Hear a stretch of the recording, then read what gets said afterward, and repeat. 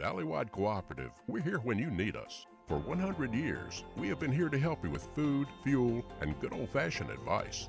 And for us, serving is more than a job, it's a way of life, which is why we pour so much into the communities around us. We've employed hundreds of your neighbors. We take pride in that, and in giving back millions in sponsorships, grants, donations, and scholarships. It's our way of saying thanks.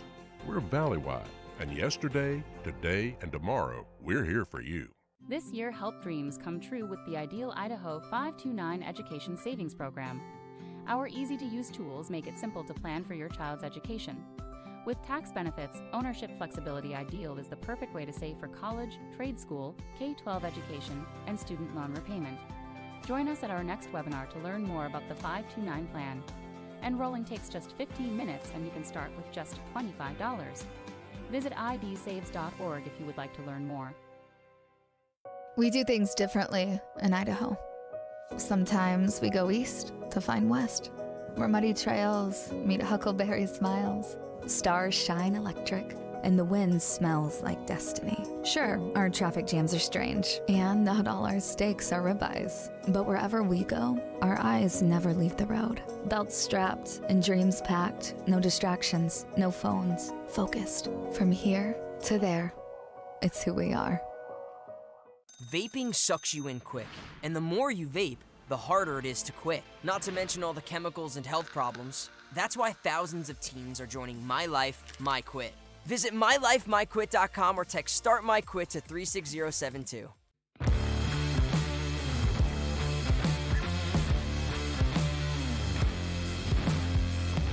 Idaho isn't your average state, and we are not your average people. We're not afraid to jump feet first, and we see the world a little differently. We know the importance of slowing down and the value of catching up. When we're not busy getting lost, we're looking out for one another. Our whitewater is aggressive, but our driving is not. We know all about taking chances, but we also know our limits. We drive safely because we care. It's who we are. Ads like this keep popping up, but I see through the hype because those vape clouds people claim are just water vapor contain as many as 31 different chemicals, like formaldehyde, the stuff they preserve dead bodies with. And while the flavors sound all harmless, we still have no idea what these ingredients could be doing to our bodies. But I already see vaping for exactly what it is. Get the real facts at BehindTheHaze.com. Vaping sucks you in quick, and the more you vape, the harder it is to quit. Not to mention all the chemicals and health problems. That's why thousands of teens are joining My Life, My Quit. Visit mylifemyquit.com or text Start My Quit to 36072.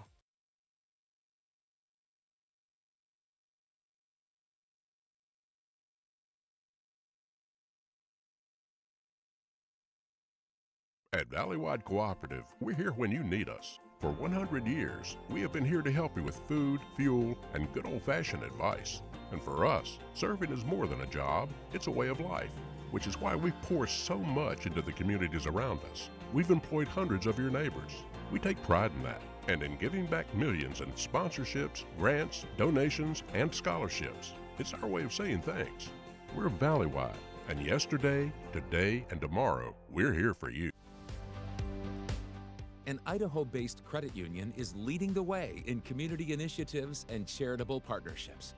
Recognizing a need for change, Lookout Credit Union underwent a major transformation to put its employees and their community first.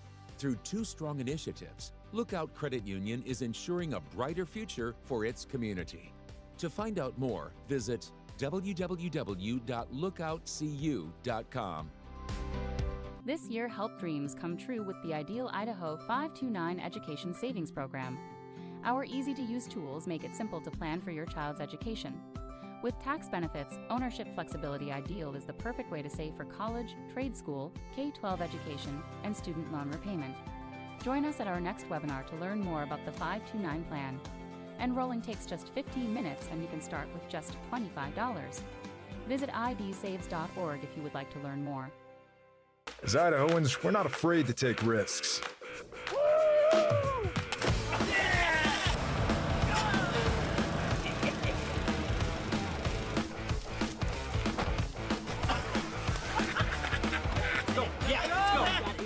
the way, all the way. Go. All the way down, all the way down. Driving under the influence is not a risk we're willing to take. Be around to do more of what you love. Welcome to this IdahoSports.com game stream production of East Idaho Game Night, presented by Project Filter, Valley-Wide Cooperative, and the Idaho Office of Highway Safety. Additional coverage on Idaho Sports is presented by Teton Auto Group and Levitt Select. Tonight, we're here live to you at Ravston Stadium, home of the Idaho Falls Tigers, where the Blackfoot Broncos are taking on the Idaho Falls Tigers. Hey, everyone. It's good to be here with you. My name's Tim Belknap. I'll be your play-by-play guy. Joined tonight by Jesse Richens. Jesse, first time we broadcast together. Welcome to the broadcast. Yeah, thanks, Tim. I'm excited. I've heard all the crazy stories about you. So. Well, they're all true, unfortunately, but hopefully, tonight will be a good time. Hey, folks, we're here. It's a beautiful night. A little bit of cloud cover, probably 65 degrees, if I'm guessing. Beautiful football weather for the 11th of October in Idaho. You couldn't ask for a better night. The Blackfoot Broncos out on the field as they're just kind of getting prepped and waiting for the Tigers to come out. If you can see, Jess, if you'll shoot the mouth of the Tigers are getting ready to come out. They're smoking their tiger mouth. It's fun. Here at Ravston Stadium, both Skyline and Idaho Falls share this stadium as their home stadium, and they do smoke and mirrors and fire, and depending on which the team is, they just do a great intro to their teams. And that's one of the great things about Idaho high school football, right? Yeah. No, it's super fun. And I don't know if you know about this, Tim, but they did a lot of changes to the lights here in the stadium. Oh, they did. That's true. Yeah, they put a lot more, I think, LEDs, so they can do a lot of fun, like light shows and everything. Doesn't take a half hour for them to come back on if you shut them down. Yeah, it's probably. It's true. I remember doing a game, I won't tell you how many years ago, but the power went out. Just blanked out the entire stadium. And they figured the problem in like 5 minutes, and so fixed that.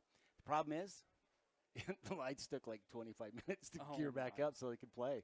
Two half times, I guess. Yeah, truly. Reminds me of the Super Bowl. Yeah. It even happens in the NFL level, where the lights go down. So. Well, ours was due to a snowstorm. Oh, my. Shorted something out, so add a snowstorm into that. We're grateful to be here tonight broadcasting with a beautiful, fun night. We're in the press box, so we're kind of protected from everything, but the folks down here are just wearing some jackets, and they look like they're ready. Broncos, we have the Blackfoot Broncos fans right underneath us, and they look like they're anxious for some good football. And the Tigers getting ready to come into the tunnel here as the cheerleaders line up. Hey, folks, this is going to be an interesting game tonight as now they start the lights. Yep, there's the light show. As Jesse mentioned, purple light poles even. That's something I didn't come prepared for. This is awesome. As the Tigers take the field on their home field tonight on a night that they really need a win. They do. They come into this game 1-5. And, I mean, you want nothing more than a win, especially as the high school group. And there's a bunch of guys. Especially after last week. Yes. Minico last week, they lost 43-14 to the Minico program, which is a good program. Let's not take anything away from Minico. The Spartans having a pretty good year and some good athletes. But the Tigers having a little bit of struggle. They got some great athletes on this team. Their quarterback, the Ellison kid, Conrad, their running back. Trying to remember, the receiver is Watkins. Yeah. He's a good receiver. Those three right there, just from an offensive standpoint, great athletes. And they really, for the games that they've had, the production that offensive production that they've utilized or they've accomplished, you look at their yardage and you're like, God, they should have 10 times more points. And wins. Yeah. So they're moving the ball, but they're not getting it into the end zone. They're fumbling. They're getting penalties, missing field goals. Those things that you can't do. Yeah. You just can't do. Yeah, and I've been at a lot of these games this season, and like you said, they get those yards. But another huge problem they have is on that offensive line. Ellison has an amazing arm, and like you were saying, there are some great playmakers on this team. But it is if they can even get the ball out. Yeah, you got to get protection long enough to get your receiver there. Yeah, so that'll definitely be one of the keys to the game for Idaho Falls is to give Ellison some protection. I know you may have heard it last week on the broadcast. I was here. That was like the main focus. That Idaho Falls needs. The one I've had with Idaho Falls has been the same thing. Blackfoot Broncos, a 3-3 team.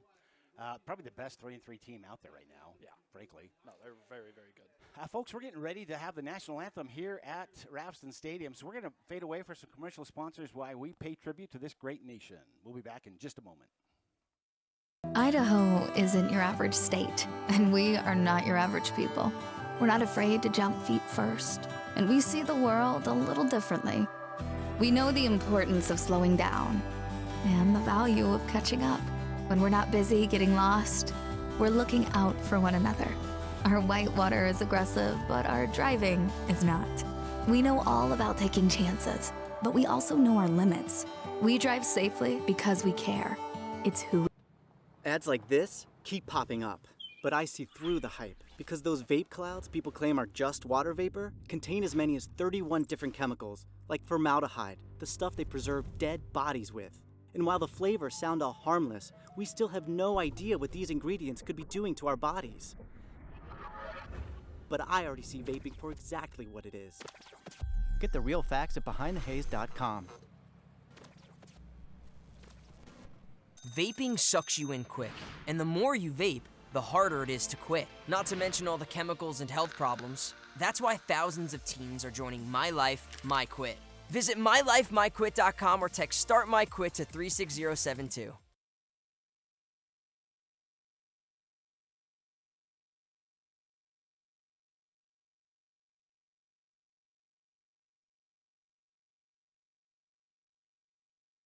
Welcome back to Rapston Stadium, where we're getting ready for the kickoff here between the Idaho Falls Tigers and the Blackfoot Broncos. Tonight, a matchup of two teams who both really desperately need this win. So I think you're going to see these players playing with a lot of gusto.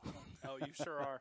Both teams have been hearing it all week long from their coaching staff that this is just a must-need game for both teams. Obviously, on Idaho Falls' side, is they're 1-5 currently. They want to desperately add a second win. Yeah, and they do. The Broncos at 3-3, you said, I believe. Yeah, 3-3 is their schedule or their record. They're trying to fight their way into the playoffs. 3-3, there's still possibility of them getting in the playoffs, especially if they add another win. They get a 4-win season in this 5A now. Again, getting used to saying 5A instead of 4A. Yep. Conference, this High Country Conference, is one of the best conferences in this whole state, but it's big. Yeah. So they get 2.5 seeds most of the time. Yeah. I think Bonneville last year got a playoff seed with a 2-8 record or something. Goodness. So, Blackfoot's certainly right there on the bubble. I think real strong possibilities of getting into the playoffs, but certainly a win's going to make it look like more of a certainty for them. And so they need that, and they certainly have the athletes to do that. They've got a running back. I was talking to one of the Blackfoot coaches. I'm trying to remember who the running back is now. I think it's the Olson kid. He said he's just going to be an animal tonight. You just watch them. He's going to eat up yardage. And, he said the Blackfoot team is just a yardage. They're going to eat yardage. They seldom pass. I think he said last week they passed 6 times. Wow. 6 times in a game in high school in 5A, Idaho. Oh, my goodness. That's almost unheard of. That is absolutely unheard of from my experience. That is. But the Broncos with a first-year coach. They've a longtime Stan Buck coach there, many championships. And this year they're running with a new coach, Josh Stewart. Josh, a local boy, if you can say that. He's out of Teton Valley. He's coached over at Declo, coached up at Shelley, now here with Blackfoot. And, I know Josh. He is a good coach. And he's interacting with these kids. He may not have the record that he wants to have right now, but you just give him time. Yeah, of course. It's going to be a good team. Sometimes that's all it takes is a little bit of time, especially when you get a new coach. Got to adjust the systems. No two coaches are the same. And, you watch any championship coach at the pro level, the college level, high school level, when they step away from it and somebody else comes in, it takes years. Oh, yeah. 2 to 3 years tops. And in the environment we're in now, you don't always get 2 to 3 years. That is very, very true. All right, Idaho Falls is going to receive Blackfoot kicking off tonight. We're getting ready for an exciting night of Idaho Falls football. Yeah, let's go. You guys ready? Let's do it. And he approaches the ball. He's going to kick it. We're going to boot it back there. It's going to be returnable. And they do start the return. Gets out to about the 24-yard line. Looks like the ball comes loose. I'm trying to see who's got the call. It's going to be recovered by the Tigers. That is not how you want to start the game, by losing the ball. So gratefully, the Tigers recover that. Wow. Yeah, great job just falling on the ball. Because, again, just like you said, Timmy, that's not how you want to start the game. No, that's the kind of thing that breaks your back on a game. You lose the ball first play that deep in your own backfield. So Tigers will start the ball at the 23-yard line. That's what they mark it at. And Ellison's look like he's going to be operating out of the shotgun tonight. I assume Ellison's starting. Looks like that is Ellison. Like Ellison, yeah. Yep. Ellison, I've watched him for a number of years now. Great young man, got a great arm, good athlete. Expect to see him make some connections with these targets. He's going to hand it off. He's going to come around the right side of the field. Brought down by the Broncos. Wow, caught from behind. Let's see, the ball carrier, I think, was Pack, but he's brought down either behind the line of scrimmage or the line of scrimmage. Weston Layton for the the Broncos. Yeah, he loses 2 yards on that play. So Layton really getting in that backfield and pursuing quickly. Yeah, no, I was going to say that was great pursuit by Layton to get out there. I mean, that was a quick outside handoff, and he was just about to get the corner, but Layton just comes around, and, I mean, he catches him. Well, and the running backs have speed, right? They do. They're supposed to. And Layton, if I remember correctly, he plays a linebacker position. So linebacker catching your running back, you better be worried for the night. Scary hours. All right, Ellison takes the snap. He drops back. He's looking for receivers. Somebody coming in and pressuring him, so he's on the run. Left side of the field, he's going to throw over and connects. I'm trying to see where they're going to mark the ball. I think they'll mark it about the 30-yard line. I think that's Watkins on the reception. No, that is not Watkins. That is Moss, Cooper Moss. Is it Copper? It's Copper Moss. Hopefully they didn't misprint that. Yeah, Cooper Copper. Well, it's 2 P's and 1 O, so I'm saying it's Copper. Yeah? Copper Moss. Great reception over on the sideline. He was well covered, and he pulled in the reception, moves the ball down. So now they have a 3rd and about 4. A pretty big down now for the Tigers. You want to get these deep in your own territory because you don't have a chance for 4 downs. Ellison now with one back in the backfield. He's going to take the snap. He's looking for a receiver. The pocket is collapsing again. He's running to the side. He's going to be brought down behind the line of scrimmage again. Layton catching him. And Layton now with the 2nd sack of the night in the first series. Wow, yeah, just great. Again, pursuit by Layton.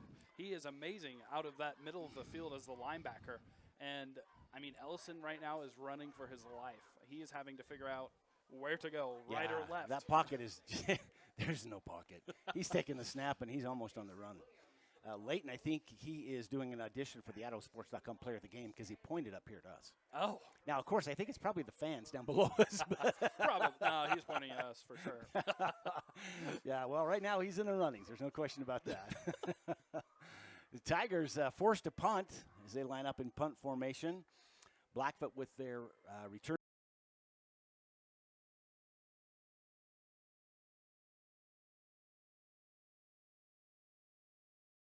He only picks up about 2 yards on the return. Looks like that is Jason Williams on the return for the Broncos. He gets it back to the 45-yard line. That's good field position. Oh, Can't be worried about that. No way, especially when you run the ball as much as the Broncos do. I mean, yeah, you got to have that room to get down the field as quickly as possible when you're running the ball. Well, as a broadcaster, the hard part for us up here in the press box is you run with 2 or 3 blockers in front of you. You got the defensive line caving in. You're trying to see who has the ball, who has the tackle. It's all kinds of fun. I prefer the passes so I can see it. Oh, man, look what they're running out of the wing tee. Wing tee. This is back into the pistol. Pistol, they take it. They're going to throw. First thing out, just what they told me they weren't going to do. Launches the ball way over his receiver. The receiver saying PI, and the flag does fly. He gets it. That was a good Austin Arvey down there intended receiver, and the official was not quick to throw the flag, and Arvey giving his salesmanship. Hands in the air. Oh, he must have done it nicely, or they wouldn't have called it. But a definite pass interference call against the Tigers. That hurts. That's 15 yards. It's a big, big penalty. And some might argue that, the ball was uncatchable there, but, it was uncatchable because he couldn't get He there. held him. Yeah, That's why, yeah. Exactly. It's the 5 yards or 6 yards before you see the ball in that area that really you don't see that often is the call. All right, Blackfoot's back to throw. He's throwing over his receiver again. It's not going to get that. Interesting. They told us they were going to run it, and tonight, Jace Cooper, the quarterback, the first 2 plays have both been passes. Yeah, Not what we're expecting. You were saying they threw 6 times last week. They're already a fourth of the way there. First 2 plays, I think they're looking to break their record. They must have heard my pregame. I don't know. Like, oh no, I'm sure it's playing in the locker room, right? All right, Cooper is lining up at wing T again. The man in motion. He's going to hand it off to the motion man, and motion man takes the cut, goes up the field. That's Arvey. He's going to take it all the way. Oh, he does not. Tripped up at the last minute. Goes down at the 1-yard line. Arvey is ticked. I had a touchdown. Why did I slow down? Another step, I was in. Yeah, he is just so mad at himself for it. He slowed down just a little bit there at the end. If he hadn't have, that is an easy score for the Broncos. Yeah, what great athleticism Arvey just displayed, though, is he hit that hole and he turned on the afterburners and was gone. Just put that foot down. So it'd be interesting to see if they let him try to take it in. Nope, they're just going to go with the quarterback keeper. They take it into the end zone. It's touchdown for the Broncos. And the first series for the Tigers goes 3 and out. The first series for the Broncos goes 3 and in. Into the end zone. The Broncos now with the lead as they get ready for the PAT. Off high school, it's always interesting. In college and the pros, they're always kicking. High school, you never know. No, you could see a 2-point conversion or, Mostly 2-point conversions. Yeah. Tonight we're going to see a kick, it looks like. I'd like to see who the kicker is. Number 86 for the Broncos in to make the kick. Jake Vance makes the kick, but it falls off to the left, if I got that. Fell short. Did not connect. So the lead now, the Blackfoot Broncos 6, the Idaho Falls Tigers 0, as we've just got 8 minutes and 14 seconds left in the first quarter. So some quick action right out of the gate, Jesse. Yeah, no, it's already been exciting. We saw 2 huge bombs from the Broncos on that drive. But in the end, of course, it was their running game that ended up scoring them the touchdown. Yeah, but it was the passing game. Well, actually, you're right. It was the running game, both runs. You're right. Yep, yeah, both runs. They did get that 15-yard penalty off of the pass interference, of course, which did help them out. That's good offense. Yeah. No, it is. Hey, if you can draw a defensive penalty, that's good offense. yeah. I got to agree with you. It's disheartening for the Tigers. They've had a rough year, and they hate to get down already this quick in the first quarter. I hope to see some resilience. These young men have been through a lot this year. Haven't had the season last year or this year that they really, really wanted to have. Tough years for these kids, and when you're going out to practice every night and you're traveling for games and sacrificing some study time and maybe dating time, it's hard. It's hard to have a season where you're not having any success. It is very hard. It's just no fun because winning is fun, believe it or not. Yep. Good crowd, though, on half both sides, so it's nice for the Tigers to see the fans coming and support them. The Broncos kick goes into the end zone, so it'll be a touchback. They'll bring that out to the 20-yard line and give the Tigers a chance to maybe figure out how to keep that pocket open. Yeah. Either that or run the sweep. Yeah, it'll probably without be Leighton catching them. Yeah. Yeah, for real, that linebacker, Leighton, he has been all over the field already. They've only had 1 possession, but he has made... Out of 3 downs, he made 2 of the tackles. Yep, 2 of the tackles, so they need to watch out for Leighton on that other side of the Yeah, ball. I was going to say, I don't know which side is he on. He's on the near side. Oh, yeah, he's on this side, so I'm the guard. I'm going to make sure you got a headhunter on him. All right, Ellison makes the quick pass. Tipped away by the Broncos. That's a great tip. Heads up move by the Broncos. Jason Williams, as he gets his hand on it and just tips it away. Boy, on a quick pass, to have somebody in there that fast and tip it away, you don't usually see that. Usually that's a good connect, and maybe you'll get 3 yards out of it, even if your corner is coming up and playing tight cushion, but not on that one.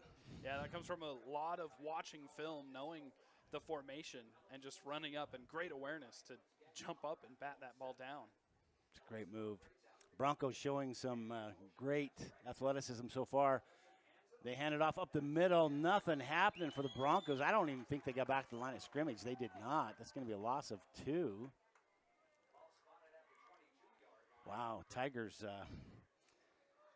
That's Peck. Is that right? Yep. Yeah, Peck carrying that. He loses 2 yards. And that has been the problem. You know, you try to create some space for Ellison, your quarterback, by running the ball. And they collapse on him, too. Yeah, they collapse the run as well. The problems start down in the trenches. That's where every play starts. It's a struggle. That's a struggle, no doubt, for the Tigers. And they're trying to find the answer. The answer is to give them enough time to throw. Tried to go for the quick count. Pass gets off by Ellison, but it's going to be intercepted by the Broncos. Ellison was hit as he threw, but the Broncos intercept that, and that is number 23 for the Broncos, Ty Adams, getting a nice interception and bringing back about a 15-yard return, in fact. They'll put it at the 22 or 23. 1st and 10 for the Broncos. Yeah, and that may have looked like a little bit of a miscommunication on a route. Ellison looked like he was kind of predicting or leading his guy to a certain area, but he was nowhere to be found. Well, and Ellison got hammered. He did. As he let that ball go. He took a minute to get up, and I don't know if that's the discouragement of the interception or the ribs that are going like, dude, stay down. Yeah. Those hurt. Those hurt. So Broncos with a 1st and 10 at the 22. Cooper's going to take it out of the gun. He's looking. He's got somebody in the backfield. He's throwing quick. He's got a receiver. That's Arvey into the end zone. Touchdown, Blackfoot.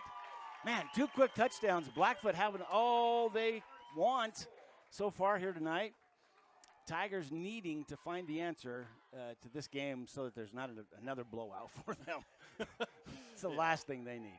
No, definitely. They'll be looking to come out and score. But speaking of Blackfoot, that is a passing touchdown. I mean, that's right. Who knows how many they've had this season? I'm going to go. The coaching staff is next door, right? The offensive coordinator's over there. I'm going to go pound on him for a minute. No. Not true. He's a great. He's a great guy. He's a great guy. But way to confuse your. All right, PAT's up and good. Little makeup there. So it's now 13-0 Blackfoot. You know what? It's wise on the coaching staff's viewpoint. You know, Blackfoot, like we said, they're a bubble team right now, 50-50 team.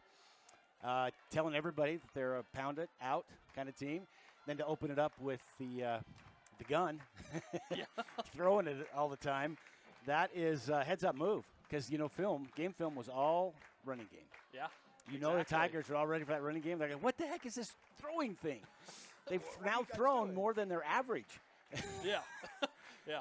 No, and 6 minutes and 40 seconds left of the first quarter. So, yeah, this is going to be a different game than they've seen so far this year. Definitely. I mean, I played high school football. I know you have those film meetings where you watch the team from the week before, and surely Idaho Falls was watching all week long. They're like, oh, the Broncos are not going to throw the ball in this game. The Broncos running back has been eating up all these yards. You know that they were queuing on him, and so far he hasn't touched the ball. Yeah. All right, the Broncos kick off. It's going to be returned by the Tigers. They take it at the 8-yard line and go to the left side of the field. He's got a line. He'll get it out to about the 25, 26-yard marker, which is good field position for a return. Could not see who brought that in. Could you? He just stood up and walked right into the, the mass of the black there that I can't see. But good return, nonetheless. Yeah, no, that was a great return. He took that seam along the left side of the field, and I think short of maybe 1 or 2 blocks, he was gone. So if they practice that, maybe we'll get something. Yeah. All right, Tigers now. Ellison with one back in the backfield. Out of the shotgun, he's going to take the snap. He's going to hand it off, and it is nothing doing. Doesn't even get a step. Conrad gets a loss of, I think, probably 2 on that play. Conrad's a great running back. I've watched him some film on him, but I also watched a game with him. And he's pounding out 5 yards at a time. So this is, I guess, tribute to the Bronco defense, but surprising from the IF offense side. No, it is very surprising. I think the Broncos also watched film to find some of the weaknesses in that offensive line. Well, they're exposing them right now. Ellison takes a quick snap. He's going to throw to the sideline. He's got a receiver. Does not bring it in. Waiting to see if there's a flag because Williams is saying that there is, but I don't see the flag. Oh, there it is over here. The head judge just called it defensive pass interference. So good for the Tigers. They got some positive traction there. That'll be a 15-yard move. So they'll put the ball down at the 38-yard line. 1st and 10 for the Tigers. First one tonight, so that's fun to see. Yeah, and that was a good look. Looking for Jagger Williams. He's a tall. lengthy receiver. Yeah, tall. Yeah, it's good to look He's like for him. you. Somebody you want to throw at. Tall, but has some bulk to him. Exactly. Got to get him the ball. That's right. Get that kid the ball. I don't know if he has bulk, though. He looks pretty skinny. All right, they're going to set up their first and 10. Ellison takes the snap. A quick pass out to a running back from the backfield. He's going to pick up maybe 2 yards. Broncos just defending this well tonight. They are, but Idaho Falls has begun to start to move the ball a little bit more. Gabe Howe coming out of the backfield takes that pass and picks up, they're going to give him 3 yards. I'm going to say 3.5, but they don't like to operate in the half. No. They'll just give them, the exact yardage. Makes it a lot easier. Yeah, right to the hash. Got a couple officials that I'm very good friends with, and they always say, just look to the hash, Tim. Doesn't matter where the ball is, look to the hash. That's where we're going to set it. All right, the Broncos now with a 2nd and 7. Ellison takes the snap. He's going to keep it. He's going to come around. Oh, he gets hit. Leighton with a hit. Wow.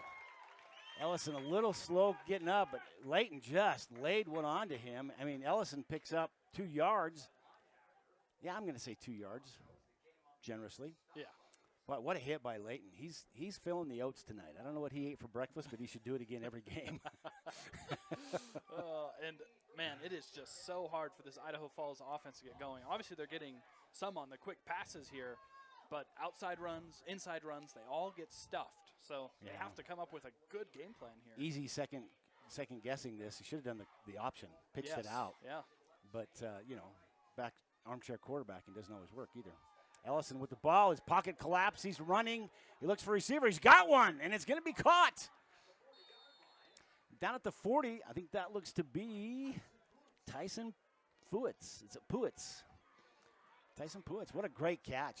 Tyson, way to go. He had a receiver or a defender on him. He saw that his quarterback was running, so he faked and come back. So he had wide open cushion, easy catch, and a first down. Second first down now for the Tigers, moving the ball across midfield. Yeah. So, all right. Brought it over here. Maybe they're finding their answer. And great job by Ellison Really improvising in the pocket there and breaking a tackle in the backfield. I told you he's a good athlete. Watching that kid play, he's really got some athleticism. Another quick pass out. Doesn't get brought down as it's double covered by the Broncos. Broncos know that play now. And, boy, I don't know. I feel like the Tigers are trying to find an offense, a play that the Broncos don't know. Yeah. And That is I'm not very seeing difficult. it. No, it's almost like the Broncos are just like, all right, that's the formation. We know exactly what play is coming. Yep. They did a lot of studying this week. You can tell from the defensive reaction every single play. Well, the Broncos, a long history of great teams, a number of 4A titles coming with Coach Buck down there. They're a strong team. They've got a lot of pride. So, after the season they're having, I think that they're probably trying to show everybody. Ellison caught in the backfield. He throws one.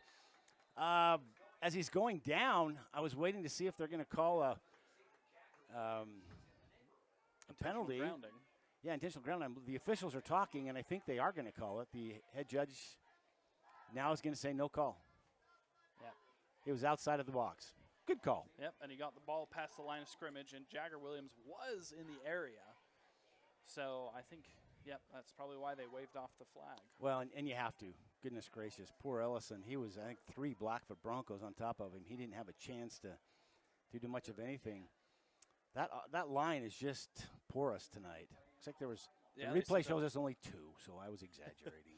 But it was a blitz off the edge Yep. that was not picked up by that right tackle, and he immediately got hit. Yeah, you got to – that's the danger of running out of a single back formation, you don't have anybody to pick up that safety valve, if you will. Yep. Now on a 3rd and 10, Ellison. Oh, he had a Idaho Falls receiver taken off way too soon. He wasn't listening to the count. He was watching Blackfoot. Blackfoot jumped, so he went. That's not how that works.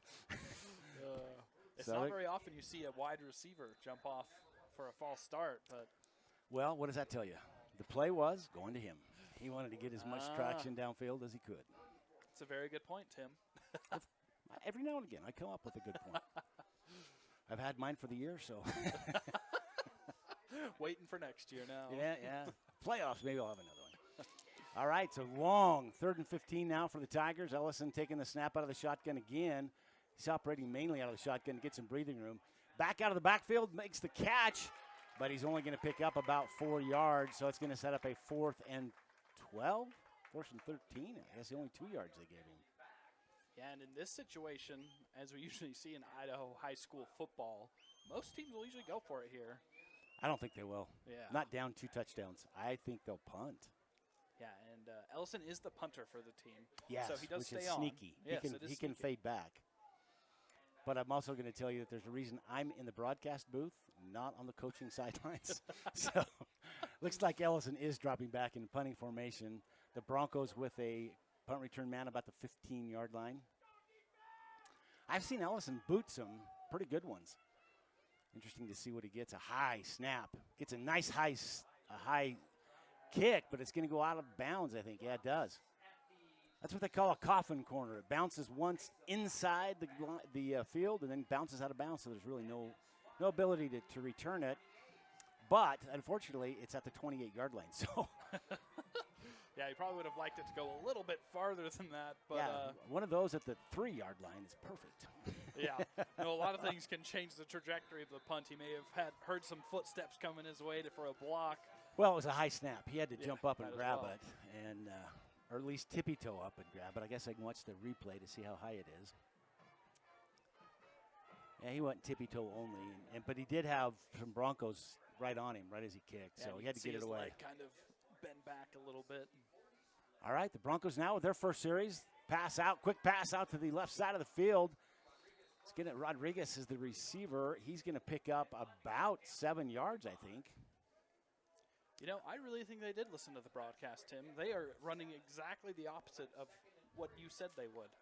That's like my kids when I was raising kids. If I wanted them to do something, I told them the exact opposite because that's what they would do. Hey, I'm a kid too. Then that's not true. I'm just kidding. My kids all grown and married on their own right now. They're probably listening to the broadcast going, yep, Dad figured it out. Who knew? All right, Broncos now under center. Cooper's going to hand it off right off tackle. He's going to be very close to the first down. I think that's Edwards on the snap. No, it's Ellis, Tanner Ellis. And that was a good return. Porter Hershey's kind of limping off the side of the field, looking like maybe he got nailed. But you know what? They gave him the first down. Look at that. Wow. They put that a yard by past the hashes, Tim. Yeah. There's hashes every yard. I just got the wrong hash, apparently. So Broncos with a brand new set of downs, 1st and 10. They're going to hand that off again. Now they're going into the running play that we predicted that they would have, but what a great move. He's going to pick up 8 yards. The Broncos, number 12, Kason Edwards, he looked like a tank running through that play, that backfield. Picks up 7 yards. Yeah, he sure did look like a tank. They just handed it to the first guy through. That's usually the fullback. Yep. I have not seen a lot of under the center this season in high school football. Well, so look at that I formation they've got in. Yep. It's perfect handoff. Go right off tackle now. They're going to pick up another 10 yards. He's going to kick it. He's going to break loose. He could go a lot farther. We're going to see. He's going to take it into the end zone. That's Tanner Ellis. Ellis breaks it wide open, and another Bronco touchdown with about 37 seconds left in this first quarter. It's all Blackfoot first quarter. The Tigers need to find an answer here because that hurts. You can't go down 20-0 at one quarter. Yeah. And, I mean, there's nothing more demoralizing when a team can just run the ball and like the Broncos did just that drive. Well, that's heads up by Ellis, though. If you watched, he kind of juked back and forth between a couple of his blockers. He followed his blockers. You know that weird thing that coaches tell you to do? Yeah. Amazing what happens when when you do it, right? They're going to go for 2 to make up for that missed extra point. Cooper rolling around the right side. He's got somebody in the end zone. He tosses it into him. They're going to catch it. The PAT is good. Jake Vance making the catch. So now it's not 20-0. It's 21-0. They wanted a normal football score. I'm trying to envision being on the support side for the Tigers, the kind of rough year they've had, and to be down 21-0 this first quarter. You got a bunch of kids who they're like, do we keep playing? Yeah. I mean, honestly, do we keep taking these hits? Because there's other seasons, basketball, some other things that I want to live for. Yeah. And let's be honest, if things aren't happening, especially a kid like the Ellison kid, I know he's a basketball player as well. How many hits do you take before you start going, my basketball season's in jeopardy now? And he's taken some hits already tonight. You've seen him slow to get up on 2 of them. Yeah, that is definitely something these kids probably think about, I would imagine, unless they just love the game of football that much. Well, there you go. It makes it hard, though, when you are losing. It does make it very difficult to continue playing. I was on a broadcast last week, and I believe it was the Tigers. Was it the Tigers? I think it was. The Tigers were coming out of the tunnel towards the field, and somebody said, so what's your guys' win and loss record? And the kid goes, I don't know, I just play. Oh, there you go. So there you go. Okay, the Tigers with the ball. They're going to bring it out. Good. What a great break. He's going to make some good yardage. He might take it all the way to the house. Nice kickoff return. That's what the Tigers needed. That's DJ Nieder. Oh, the way to the house. Way to go, DJ. Way to put some spark back in the Tigers. Wow, and they as well must have been listening to the broadcast because, again, as soon as we're talking about, kids maybe not wanting to play, they come up with this type of play and just pure athleticism, pure speed down the sideline. Amazing return. And we have the beauty of instant play review, and we're watching the replay here. And look what he did. He followed blocks. Yep. So two straight scoring drives where the running back has followed his blockers and it's taken him into the end zone. So maybe a lesson to be learned is the Tigers kick the PAT. Now it's 21-7, 22 seconds left in this first quarter. A little bit of offense for the Tigers, maybe some enthusiasm to keep them in this game and to try to fight it. The Broncos just dominating them, which they can't have. Yeah, and these are the type of plays that kind of kept Idaho Falls in the game last week against Minico. Obviously, they did get blown out by quite a bit, but they had these explosive plays where it was just out of nowhere. All of a sudden, Idaho Falls would just, all of a sudden you see a guy running down the side of the field and touchdown for like a 50-plus yarder. So, well, never having done it as a football player myself, my one return was in a blizzard when nobody knew the ball was coming and I was in safety coverage.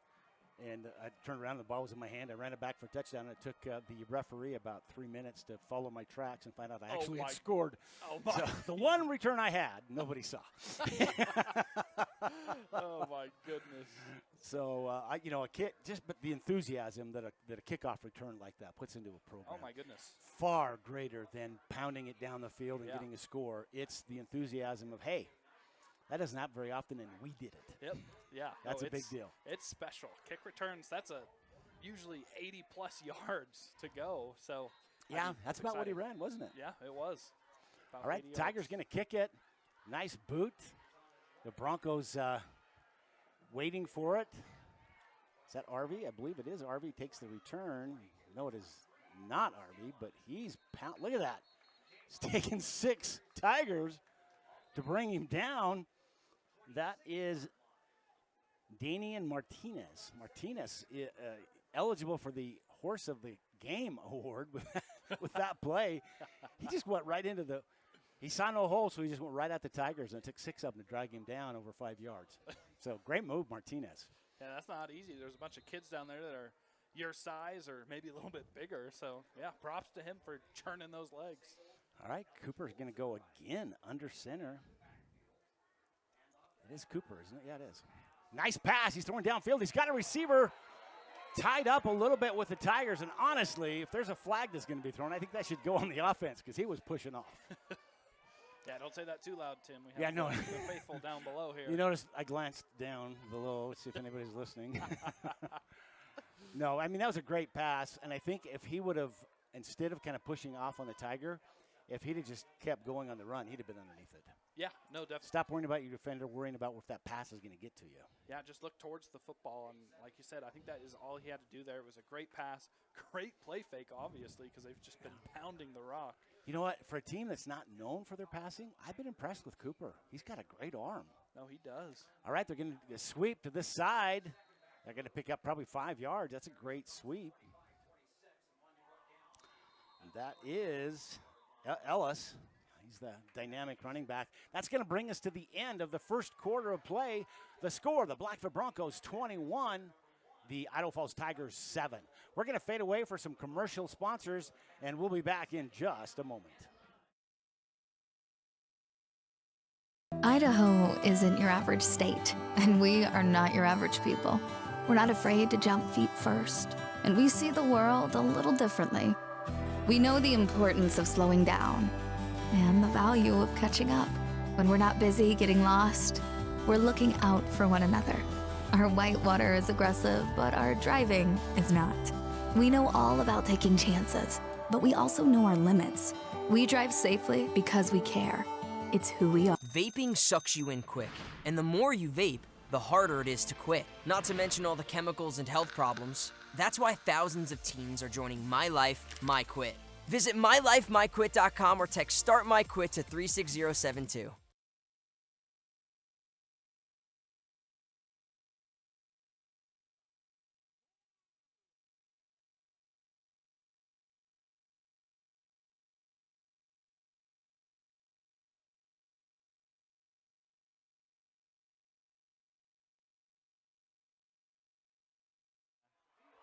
Back here on the field as we open up the second quarter, the Broncos throw.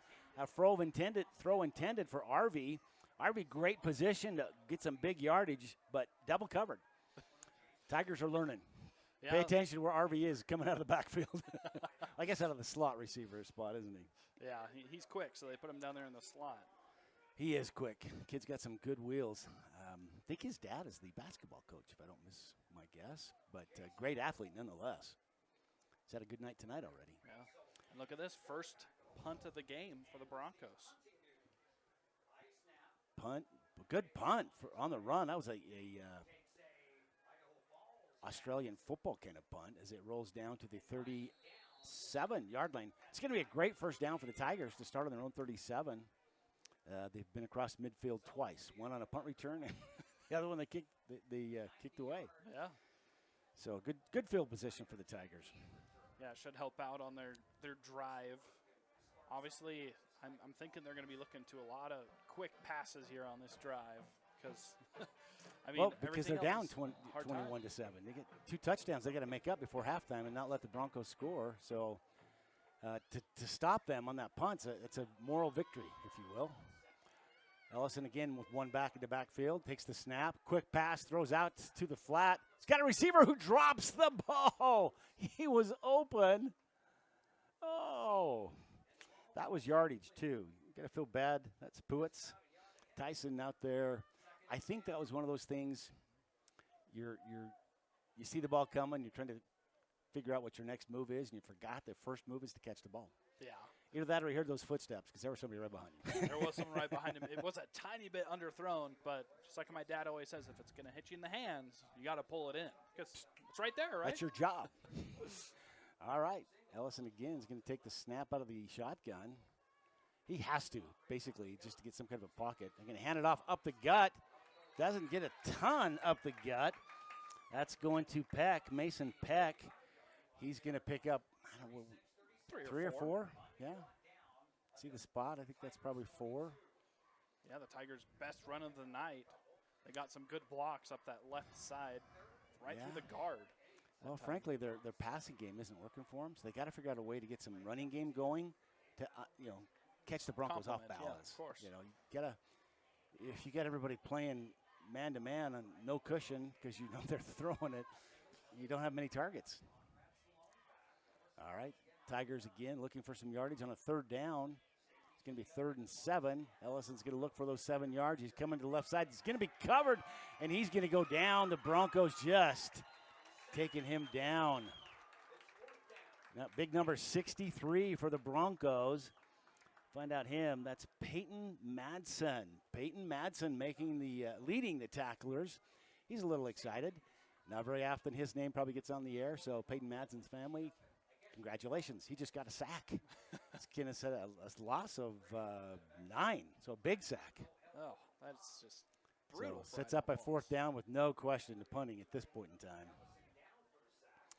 Ellison drops back to pass. The punt return man for the Broncos at the 30.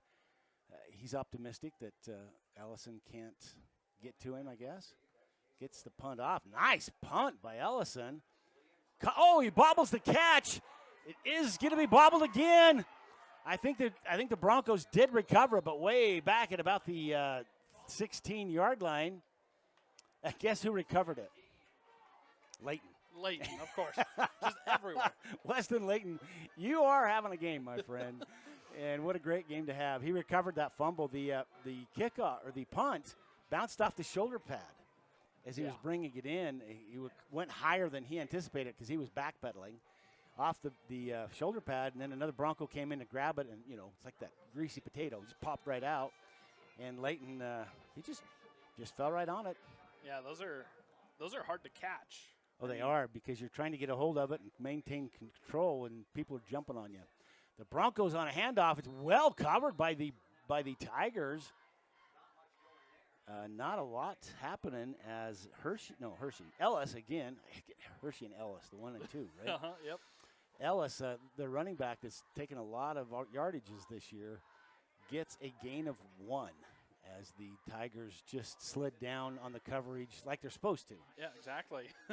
Give them 1 yard, that's okay. You can't make a first down with 1 yard gains. Nope. Yeah, that was probably one of the better defensive plays we've seen tonight by the Tigers, just really getting that penetration into the backfield.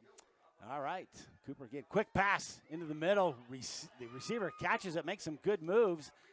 He is going to be close. I don't think he's going to be close enough for the first down. I think that's Arvey again. That kid's got some moves. He made the catch for a gain of 7. It's going to, I guess 6. But I think he ran 15 as he was trying to juke around and run sideways. Just take it downfield. You probably had the first down, Arvey. Yeah, sometimes you just got to put your head down and run forward. I mean, well, he turned around and looked at his quarterback to make the catch. Yeah. So you really don't know what's going on. So it's probably a heads-up move on his part. All right, another handoff. Oh, we're going to stop action. Flags flying, and that's no other thing it can be other than illegal motion. Or false start. Illegal motion it is. False start. You have the verbiage. They started too quickly. Yeah, exactly. I mean, it is an illegal motion if you are false starting. So, you're correct. We're both right. How's that? There we go. We'll take that. These are better odds than I get with my wife. We're both right. Honey, I love you. All right. We're going to set up now a 3rd and about 7. We'll look at it. Love these digital markers we're introducing. Some schools don't have them, but I love it when they do. Quick pass from Cooper, makes a connection. It's going to be a first down as Arvey takes it. It's going down the sideline, brought out of bounds at about the 42-yard line. Arvey really making a name for himself tonight as a receiver, which is interesting because this is a running team. Yeah, no, it is interesting. But, I mean, they've been stuffed a couple times, so sometimes they have to take a little drop back and throw it, and they have been successful with the I tell you what, that's the athleticism of Arvey is just Austin Arvey, if I remember correctly. It is Austin. There we go. He's all over the field, and he's a good target for Cooper. So Cooper now out of the eye. Interesting. They're coming in on a blitz. They get the ball carrier as the Broncos. Ellis is going to take that carry, and he's stuck for a gain of about 2. I'm probably going to say. Waiting for the yard mark to show me. You know, this kind of reminds me back. I'm a BYU football fan, so this kind of reminds me of the days when BYU had Harvey Unga and Nase Tonga in the backfield, and they'd line up in the eye, and you didn't know who they were going to hand it off to. It didn't matter because they were both freight trains. Exactly. So it is. Harvey Unga still is. Yeah. Oh, he is. But this has been very fun to watch. All right, the same lineup as Cooper comes out quick, makes the pass, gets the receiver to get it. Is that RV again? Looks like it. It is. RV. Very close to the first down. I'm guessing if he's not there, he is a half yard short. The official's looking at it. They're going to call it a first down. They give it to him. That official has a better eyeball than I am. You're looking at that line, and he looks like he's a half yard short. No, he definitely does. But that's not our call. It's a first down for the Broncos as they move the ball past midfield now. Still lining up. I like how tight this offense is. If you look at the Broncos, it's easy to misdirect. As they come out of a sweep that goes bad, they go up the middle, and they're going to pick up another first down. What a great heads-up move. That is a great play by Rodriguez. Jaden Rodriguez is a muffled play, and he just took it right off center, up the middle, got another first down. So heads-up move by the Broncos. Looks like we have a timeout on the field. Yeah. Well, while we're on timeout, let's recognize some of our power boosters. These folks are they're paying the dues so that we can bring you this broadcast free. And in your living room, hopefully next to a fire with some nice munchies. And I'm going to make myself hungry. Yeah, talking for real. about this, What are you doing, Tim? They're the ones that make sure that we can bring you this broadcast, and you can watch this game tonight from the comfort of your home. So for the Blackfoot Broncos, we want to express our gratitude to Conquest Insurance, 21st Century Auto Sales, MVP Rentals, and Blaine Robbins Electric. And for the Tigers, Creta Larson, Silver Creek Realty, and MVP Rentals.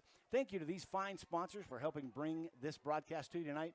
Please support them as they're supporting Idaho athletics here in our area. Yeah, here in East Idaho. Yeah, specifically East Idaho. That's what I love. Some of these small towns that we go into and broadcast games, I get a whole page of a sponsor, power boosters. Yeah. And I'm like, this is great, man. It's the only game in town, so everybody's throwing a hat in the ring. Broncos take that ball. They're going to hand it off up the middle, and nothing doing as the Tigers all over. I think that's Ellis. It is Ellis, and the Tigers read that beautifully. In fact, they lost a half yard. Yeah, it looks like they did lose. That's the first negative yardage the Tigers have picked up. Way to go, defense.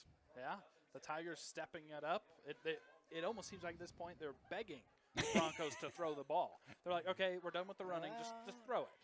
But the throws have also worked for the Broncos. See, the Broncos are connecting on the throw, but to shut down the run game for a team that's known for their runs, that is known for their running game. Yes, of course. Yeah. That is a great, great thing to be able to say. And they're looking to pass now as Cooper throws. He's going to throw deep.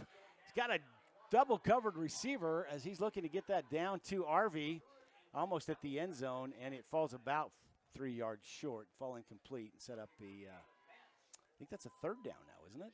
The marker says second, but I think the board's going to say down. It is third down. 3rd and 12. Now they change it. Yeah, just like you were saying, Tim, he has quite an arm. Obviously, that one fell a little bit short. But, man, it's fun to watch him drop back and look deep and just launch the football. Well, and young Mr. Arby's got some speed because he was at the end zone. And to the Tigers' credit, he had 2 men on him. They know where they're throwing.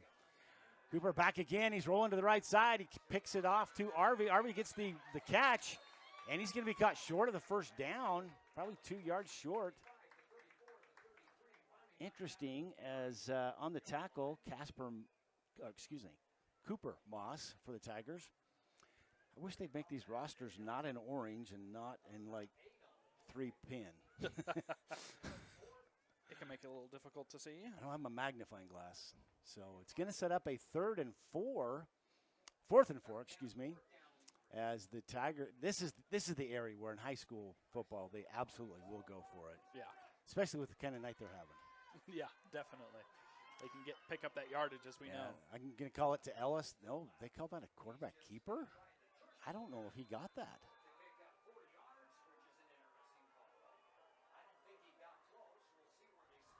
Wow.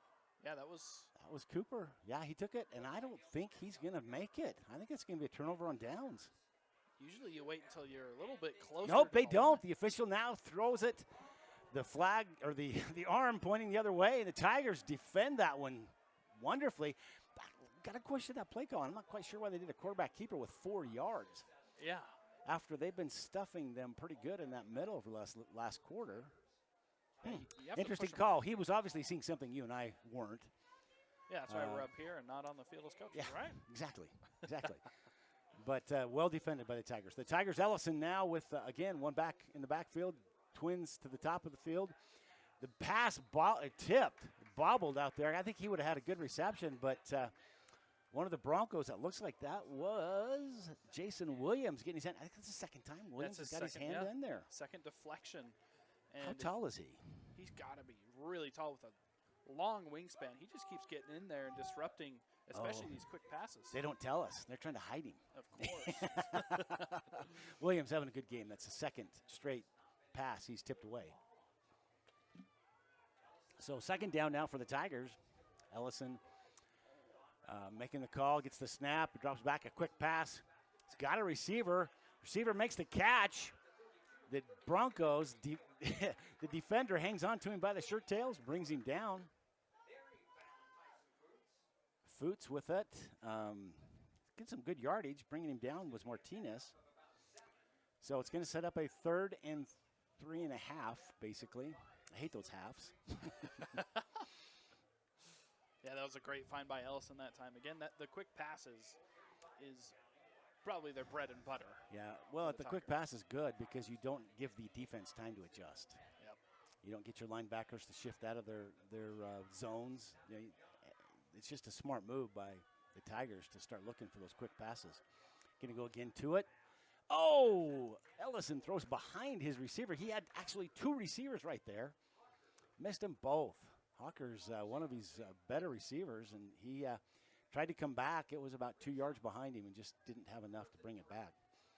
So the Tigers now, after a good defensive stand, end up looking at a 4th and 4 and have no choice at this point but to punt it away. 4 minutes and 15 seconds left in the first half of play here at Ravston Stadium. Jesse Richens, Mr. Know-It-All of football, here with me tonight on the broadcast. Grateful for him. I try. Yeah. Well, if you don't know it, you make it up, right? Ellison with a nice high punt. Going to come down to the Broncos. And that is the Broncos punt return man, Jason Williams. He just broke it open. He's just weaving it back and forth, caught from behind by the Broncos. But he brings it all the way down to the Tigers' 40. Williams having a great game, too. I'm having a hard time figuring out who's going to be the player of the game. We got like 3 people down there on the Bronco squad saying if we win, I want it to be me.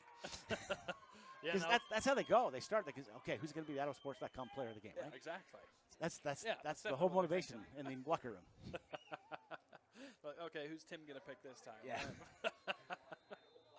Well, I love it when it's hard to pick. I love that. Yeah, no, it's it makes it a lot of fun. Great time.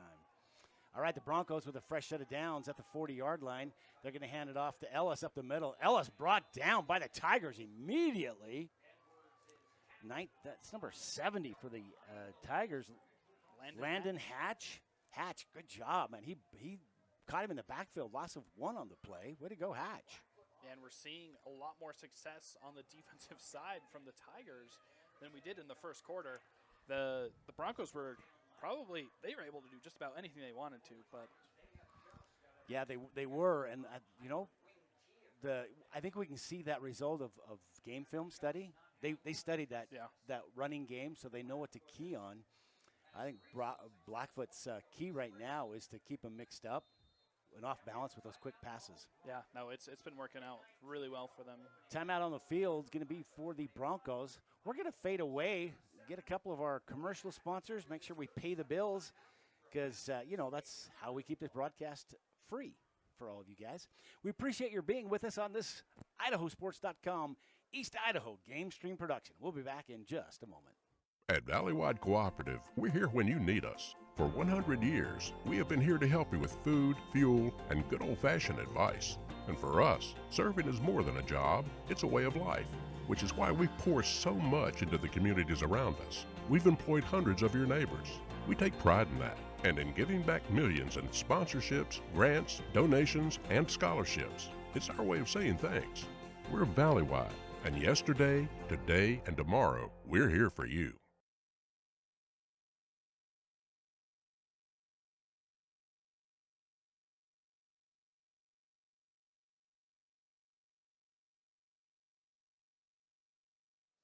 Welcome back to Ralston Stadium. We're coming out of the timeout as the Broncos with the ball at a 2nd and 11. They're going to pitch it out, and the Tigers going to let him get 2 yards. I didn't see who had the ball. It looks like it's Ellis. It is Ellis. And leading the tacklers for the Tigers in there is Trevin Netzel. And that was a great tackle for the Tigers. You're right. The Tigers have adjusted to this running game. They have. They seem to be selling out for the run almost every single down. And then when Blackfoot decides to pass it, they can't complete a pass. So we're kind of in a little bit of a stalemate. Broncos now with a 3rd and 9, a passing down situation without question. They get the pass off. It's caught. A second effort by the Bronco receiver. I think it is Arvey. That second effort is going to give him a first down as he gets it down to about the 28-yard line. You know, that's second effort, 29-yard line, they're going to say. Second effort because he was down 3 yards short. And that second effort bought him 4 more yards and a first down. So Arvey continuing to have some great plays here as he's racking up some passing yards.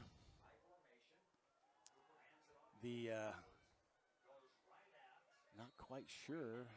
There's a little fight going on down here downfield. One of the Blackfoot Broncos lost his helmet. I missed the play as I was watching the fight, you know. Yeah, and they're still talking over there. The refs didn't do anything, but the Blackfoot's quarterback got his helmet knocked off, and now he's going to have to come out. Yeah. Looks like they're discussing whether there was a unsportsmanlike conduct penalty. Well, if there was, it's going to go both ways, I think. Yeah, it would be offset. So but it would be a warning. Yeah, that's true. It would be an offset, unsportsmanlike conduct call on both of the players, and you only have 2 of those in a game, and you're out. Yeah, that's very true. Yeah, so that's where it would matter more than anything. Right. But it looks like they're going to let it play on. Look, hopefully emotions. So the quarterback's going back in. He's supposed to sit out of play. That's interesting. Oh. Was it the quarterback who lost his helmet? Well, that was the person putting his helmet on as he came right over the sidelines. So the officials don't catch it, and handoff up the middle. That is going to be that tank of a running back for the Broncos, Kason Edwards, and he's going to power it down to about the 24-yard line. And another timeout. And that's probably going to be on the Tigers side as we're looking at 1 minute and 19 seconds left until halftime. The Broncos trying to figure out a way to get in the end zone before halftime. The Tigers desperately trying to keep them out of the end zone so that they don't go in any more than 2 touchdowns down. Halftime's a great time to make corrections. Like the Tigers have, from first quarter to second quarter, made a great transition adjustment on the running game. They're defending that fairly well. Passing game still eating them alive. Yeah. They got to figure that one out, but that's what halftime's for, where the coaches make some adjustments. We used to have a broadcast color guy here with IdahoSports.com, and he used to call halftime the coaches preaching. Oh. I thought that's interesting. That is interesting, but it kind of makes sense. Yeah, you know, some of those, I've seen some preachers that could pound the pulpit and definitely make you feel the spirit. And that's what a coach wants to do at halftime. He wants to make his kids feel the spirit of this game and get involved at the level that they need them to. Interesting format now as Blackfoot sets up with trips to the top of the screen. Obviously going to look at a passing game. Now one receiver's going to come in motion. Cooper back to pass. He looks at his receiver in motion. He gets it. It's going to go into the end zone. That's Jason Williams. The guy with the big arms on defense also has big arms as a tight end coming out of the backfield.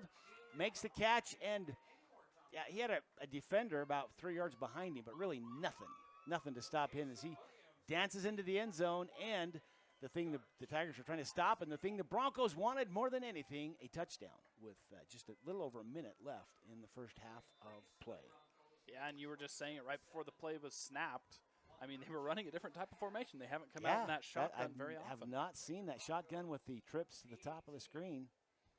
Setting up for the extra point as Jake Vance kicks it, and it's up and good. And we're at 28-7 now. The Broncos over the Tigers. Just minute 13 left to go into halftime, and so far, I won't say it's been all Blackfoot, but Blackfoot having one of their better games tonight, and the Tigers trying to find some offense. They've had some moments of really good offense. A kickoff return back for a touchdown does count as a good offensive highlight. It sure does. Yeah, everybody wants one of those on their resume, and they don't get it. Let's, Jesse, let's fade away for some commercial sponsors, and we'll be back in just a minute as we start with 1 minute left in this half.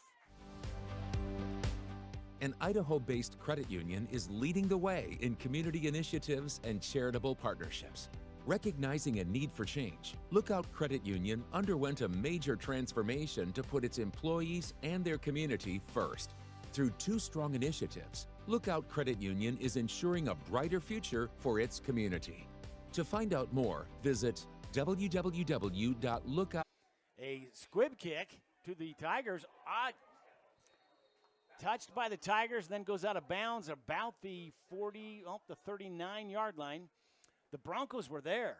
I thought that the Broncos had recovered that, but it pops out of bounds, and so last touch by the Tigers, they get the call for possession, and they'll put it at the 39 and a half. There we go. Those halves again. It's actually at the 39 mark hash, so we're going to say it's a 39-yard line. 1st and 10, a minute 13 left in the first half. Tigers desperately looking for another score as Ellison now in the backfield. Looking for the snap.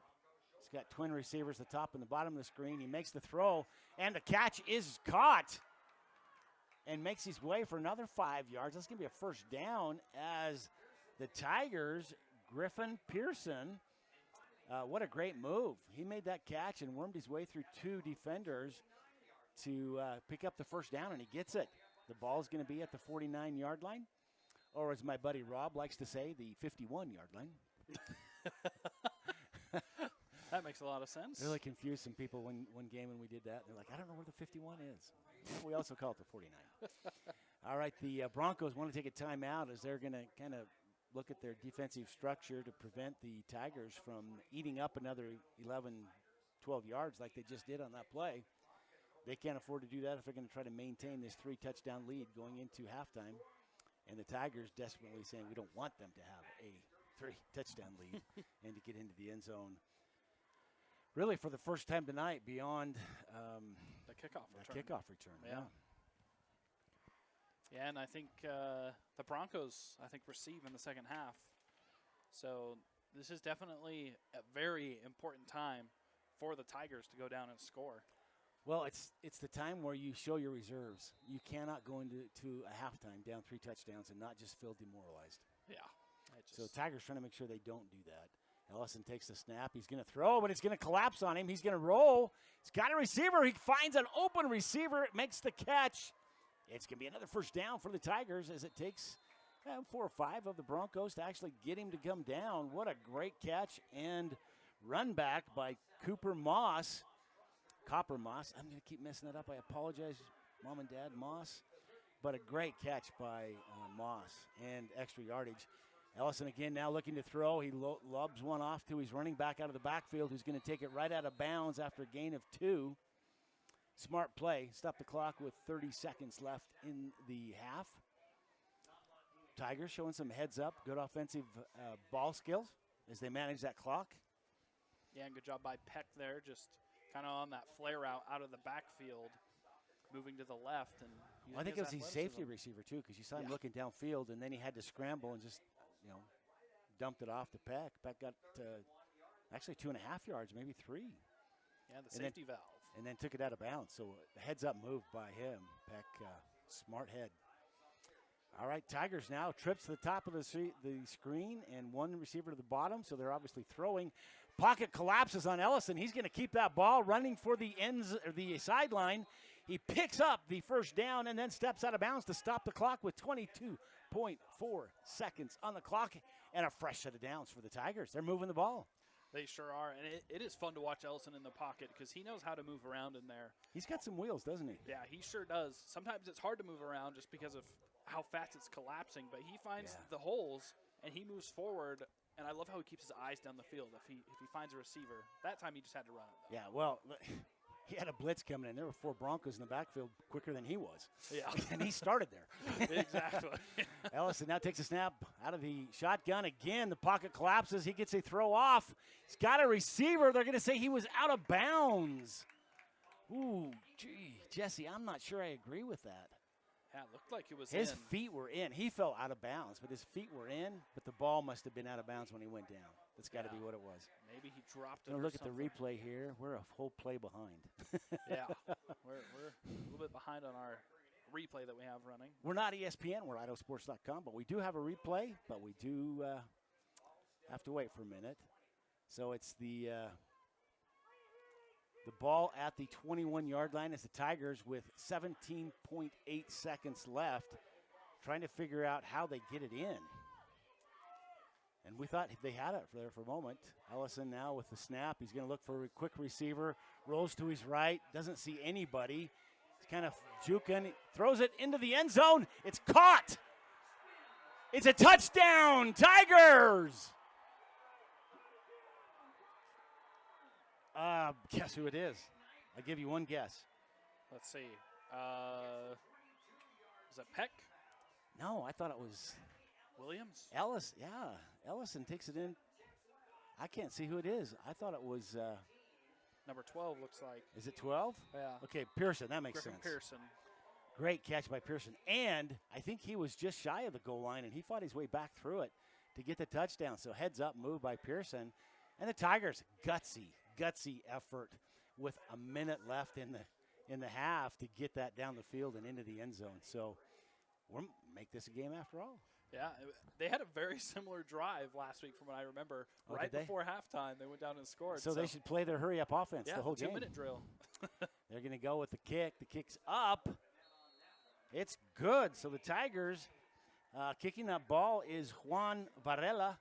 Varela got some points in the game now as we have a 28-14 score with 7 seconds left in the half.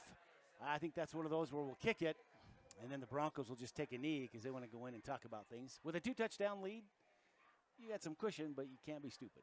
Yeah, no, you feel pretty safe with that 2-touchdown lead going into halftime. Obviously, there's still going to be some discussions, especially after that last drive for the defense, giving up a touchdown with, 8 seconds left here in the first half. So yeah, they're going to have some things to talk about, but I'm impressed. Not worried too much.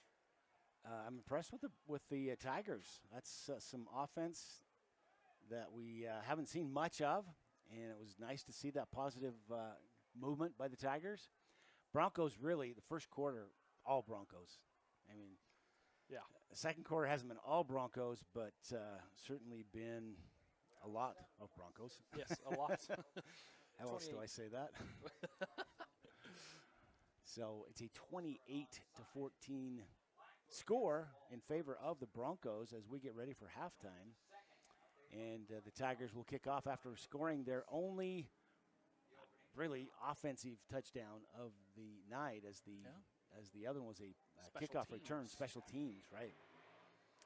So as the lights come on, I noticed that they have lights on the poles to light them up orange for the Tigers. That's kind of cool. All right, kickoff, going to roll out of bounds. Boy, that is a beautiful Tiger. Oh, it wasn't touched. I thought it was touched. They're going to throw the flag. That'll bring the ball out to the 35-yard line. Going out of bounds works on a punt, not on a kickoff. They'll always throw that flag, and they'll bring it out to the 35-yard line. Again, I think it's academic. 7.6 seconds left. I don't see the Broncos. Oh, they're making them re-kick, They're going to re-kick it. They are. Huh. So it looks like the Broncos might want to play this a little bit more aggressively than we thought. So that's why they're having them re-kick. Yep, exactly. Okay. yeah, they're probably going to see if they can get a worse kick and possibly get a kickoff return for themselves. Well, it's only a 5-yard penalty. That'll put them kicking from the 35. Varela is going to set that up there. He's got a leg.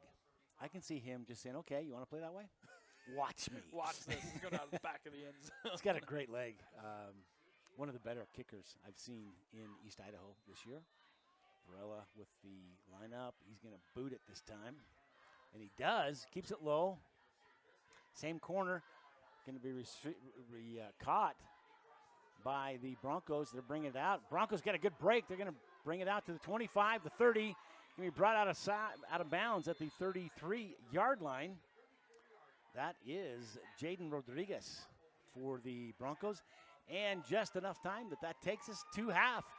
And that's it. The clock shows 0, so we're going to go into halftime. The score, the Blackfoot Broncos 28, the Idaho Falls Tigers 14. We're going to fade away for some commercials.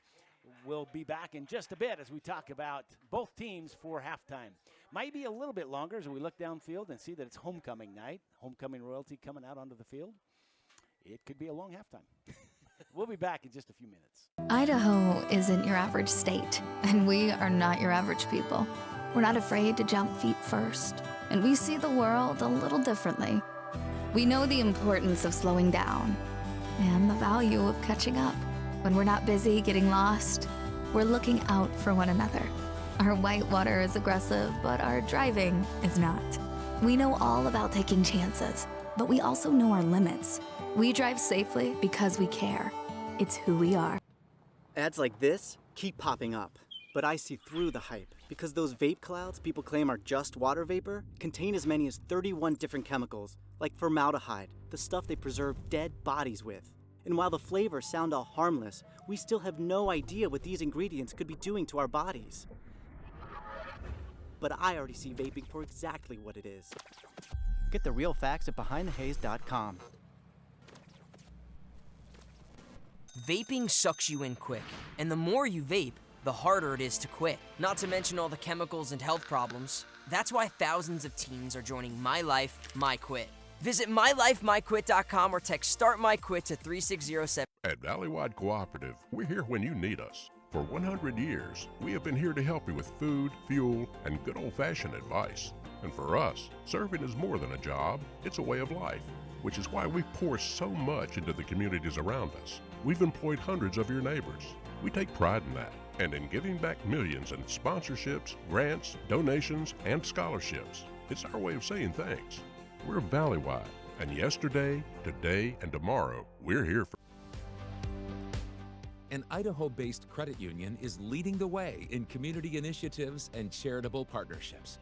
Recognizing a need for change, Lookout Credit Union underwent a major transformation to put its employees and their community first. Through 2 strong initiatives, Lookout Credit Union is ensuring a brighter future for its community. To find out more, visit www.lookoutcu.com.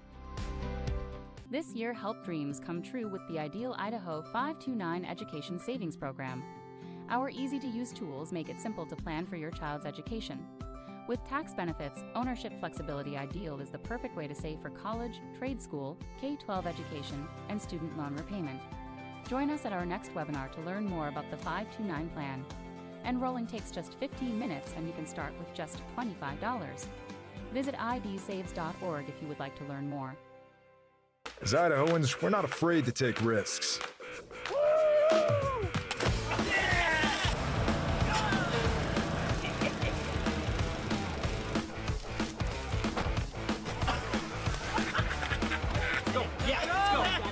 All the way, all the way. Go. All the way down, all the way down. Driving under the influence is not a risk we're willing to take. Be around to do more of what you love.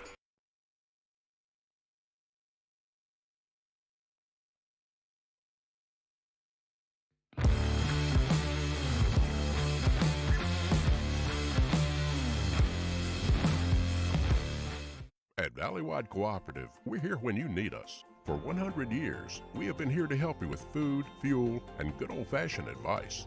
And for us, serving is more than a job, it's a way of life, which is why we pour so much into the communities around us. We've employed hundreds of your neighbors. We take pride in that, and in giving back millions in sponsorships, grants, donations, and scholarships. It's our way of saying thanks. We're valley-wide, and yesterday, today, and tomorrow, we're here for you. This year, help dreams come true with the Ideal Idaho 529 Education Savings Program. Our easy-to-use tools make it simple to plan for your child's education. With tax benefits, ownership flexibility, Ideal is the perfect way to save for college, trade school, K-12 education, and student loan repayment. Join us at our next webinar to learn more about the 529 plan. Enrolling takes just 15 minutes and you can start with just $25. Visit idsaves.org if you would like to learn more. We do things differently in Idaho. Sometimes we go east to find west, where muddy trails meet huckleberry smiles. Stars shine electric, and the wind smells like destiny. Sure, our traffic jams are strange, and not all our steaks are ribeyes. But wherever we go, our eyes never leave the road. Belts strapped and dreams packed, no distractions, no phones, focused. From here to there, it's who we are. Vaping sucks you in quick, and the more you vape, the harder it is to quit. Not to mention all the chemicals and health problems. That's why thousands of teens are joining My Life, My Quit. Visit mylifemyquit.com or text Start My Quit to 36072.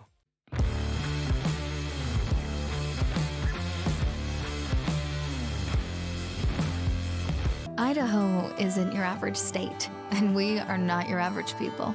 We're not afraid to jump feet first, and we see the world a little differently. We know the importance of slowing down and the value of catching up. When we're not busy getting lost, we're looking out for one another. Our whitewater is aggressive, but our driving is not. We know all about taking chances, but we also know our limits. We drive safely because we care. It's who we are. Ads like this keep popping up, but I see through the hype because those vape clouds people claim are just water vapor contain as many as 31 different chemicals, like formaldehyde, the stuff they preserve dead bodies with. And while the flavors sound all harmless, we still have no idea what these ingredients could be doing to our bodies. But I already see vaping for exactly what it is. Get the real facts at BehindTheHaze.com. Vaping sucks you in quick, and the more you vape, the harder it is to quit. Not to mention all the chemicals and health problems. That's why thousands of teens are joining My Life, My Quit. Visit mylifemyquit.com or text Start My Quit to 36072. At Valleywide Cooperative, we're here when you need us. For 100 years, we have been here to help you with food, fuel, and good old-fashioned advice. And for us, serving is more than a job, it's a way of life, which is why we pour so much into the communities around us. We've employed hundreds of your neighbors. We take pride in that, and in giving back millions in sponsorships, grants, donations, and scholarships. It's our way of saying thanks. We're valley-wide, and yesterday, today, and tomorrow, we're here for you. An Idaho-based credit union is leading the way in community initiatives and charitable partnerships. Recognizing a need for change, Lookout Credit Union underwent a major transformation to put its employees and their community first. Through two strong initiatives, Lookout Credit Union is ensuring a brighter future for its community. To find out more, visit www.lookoutcu.com. This year, help dreams come true with the Ideal Idaho 529 Education Savings Program. Our easy-to-use tools make it simple to plan for your child's education. With tax benefits, ownership flexibility, Ideal is the perfect way to save for college, trade school, K-12 education, and student loan repayment. Join us at our next webinar to learn more about the 529 plan. Enrolling takes just 15 minutes and you can start with just $25. Visit idsaves.org if you would like to learn more. As Idahoans, we're not afraid to take risks.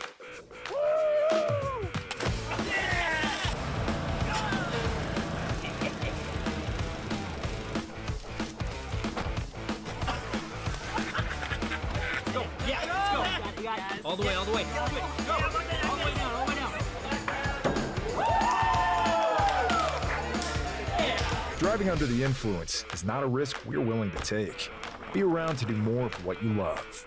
Idaho isn't your average state, and we are not your average people. We're not afraid to jump feet first, and we see the world a little differently.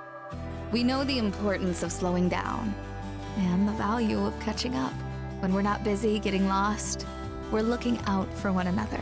Our whitewater is aggressive, but our driving is not. We know all about taking chances, but we also know our limits. We drive safely because we care. It's who we are.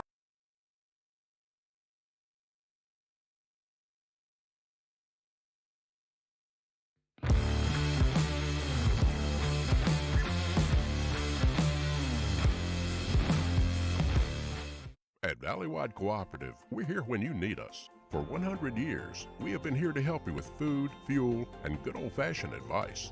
And for us, serving is more than a job, it's a way of life, which is why we pour so much into the communities around us. We've employed hundreds of your neighbors. We take pride in that, and in giving back millions in sponsorships, grants, donations, and scholarships. It's our way of saying thanks.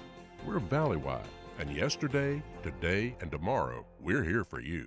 This year, help dreams come true with the Ideal Idaho 529 Education Savings Program. Our easy-to-use tools make it simple to plan for your child's education. With tax benefits, ownership flexibility, Ideal is the perfect way to save for college, trade school, K-12 education, and student loan repayment. Join us at our next webinar to learn more about the 529 plan. Enrolling takes just 15 minutes and you can start with just $25. Visit idsaves.org if you would like to learn more. We do things differently in Idaho. Sometimes we go east to find west, where muddy trails meet huckleberry smiles. Stars shine electric, and the wind smells like destiny. Sure, our traffic jams are strange, and not all our steaks are ribeyes. But wherever we go, our eyes never leave the road. Belts strapped and dreams packed, no distractions, no phones, focused. From here to there, it's who we are. Vaping sucks you in quick, and the more you vape, the harder it is to quit. Not to mention all the chemicals and health problems. That's why thousands of teens are joining My Life, My Quit. Visit mylifemyquit.com or text Start My Quit to 36072.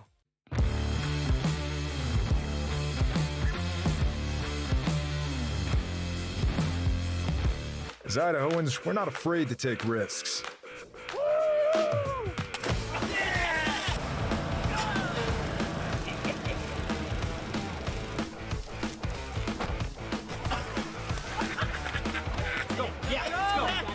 All the way, all the way. Go. All the way down, all the way down. Driving under the influence is not a risk we're willing to take. Be around to do more of what you love. This year, help dreams come true with the Ideal Idaho 529 Education Savings Program. Our easy-to-use tools make it simple to plan for your child's education. With tax benefits, ownership flexibility, Ideal is the perfect way to save for college, trade school, K-12 education, and student loan repayment. Join us at our next webinar to learn more about the 529 plan. Enrolling takes just 15 minutes and you can start with just $25. Visit idsaves.org if you would like to learn more. An Idaho-based credit union is leading the way in community initiatives and charitable partnerships. Recognizing a need for change, Lookout Credit Union underwent a major transformation to put its employees and their community first. Through two strong initiatives, Lookout Credit Union is ensuring a brighter future for its community. To find out more, visit www.lookoutcu.com.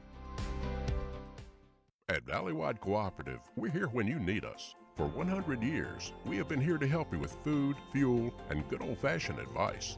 And for us, serving is more than a job, it's a way of life, which is why we pour so much into the communities around us. We've employed hundreds of your neighbors. We take pride in that, and in giving back millions in sponsorships, grants, donations, and scholarships. It's our way of saying thanks. We're Valleywide, and yesterday, today, and tomorrow, we're here for you. Vaping sucks you in quick, and the more you vape, the harder it is to quit. Not to mention all the chemicals and health problems. That's why thousands of teens are joining My Life, My Quit. Visit mylifemyquit.com or text Start My Quit to 36072. Ads like this keep popping up, but I see through the hype because those vape clouds people claim are just water vapor contain as many as 31 different chemicals, like formaldehyde, the stuff they preserve dead bodies with. And while the flavors sound all harmless, we still have no idea what these ingredients could be doing to our bodies. But I already see vaping for exactly what it is. Get the real facts at BehindTheHaze.com. Idaho isn't your average state, and we are not your average people. We're not afraid to jump feet first, and we see the world a little differently. We know the importance of slowing down and the value of catching up. When we're not busy getting lost, we're looking out for one another. Our whitewater is aggressive, but our driving is not. We know all about taking chances, but we also know our limits. We drive safely because we care. It's who we are.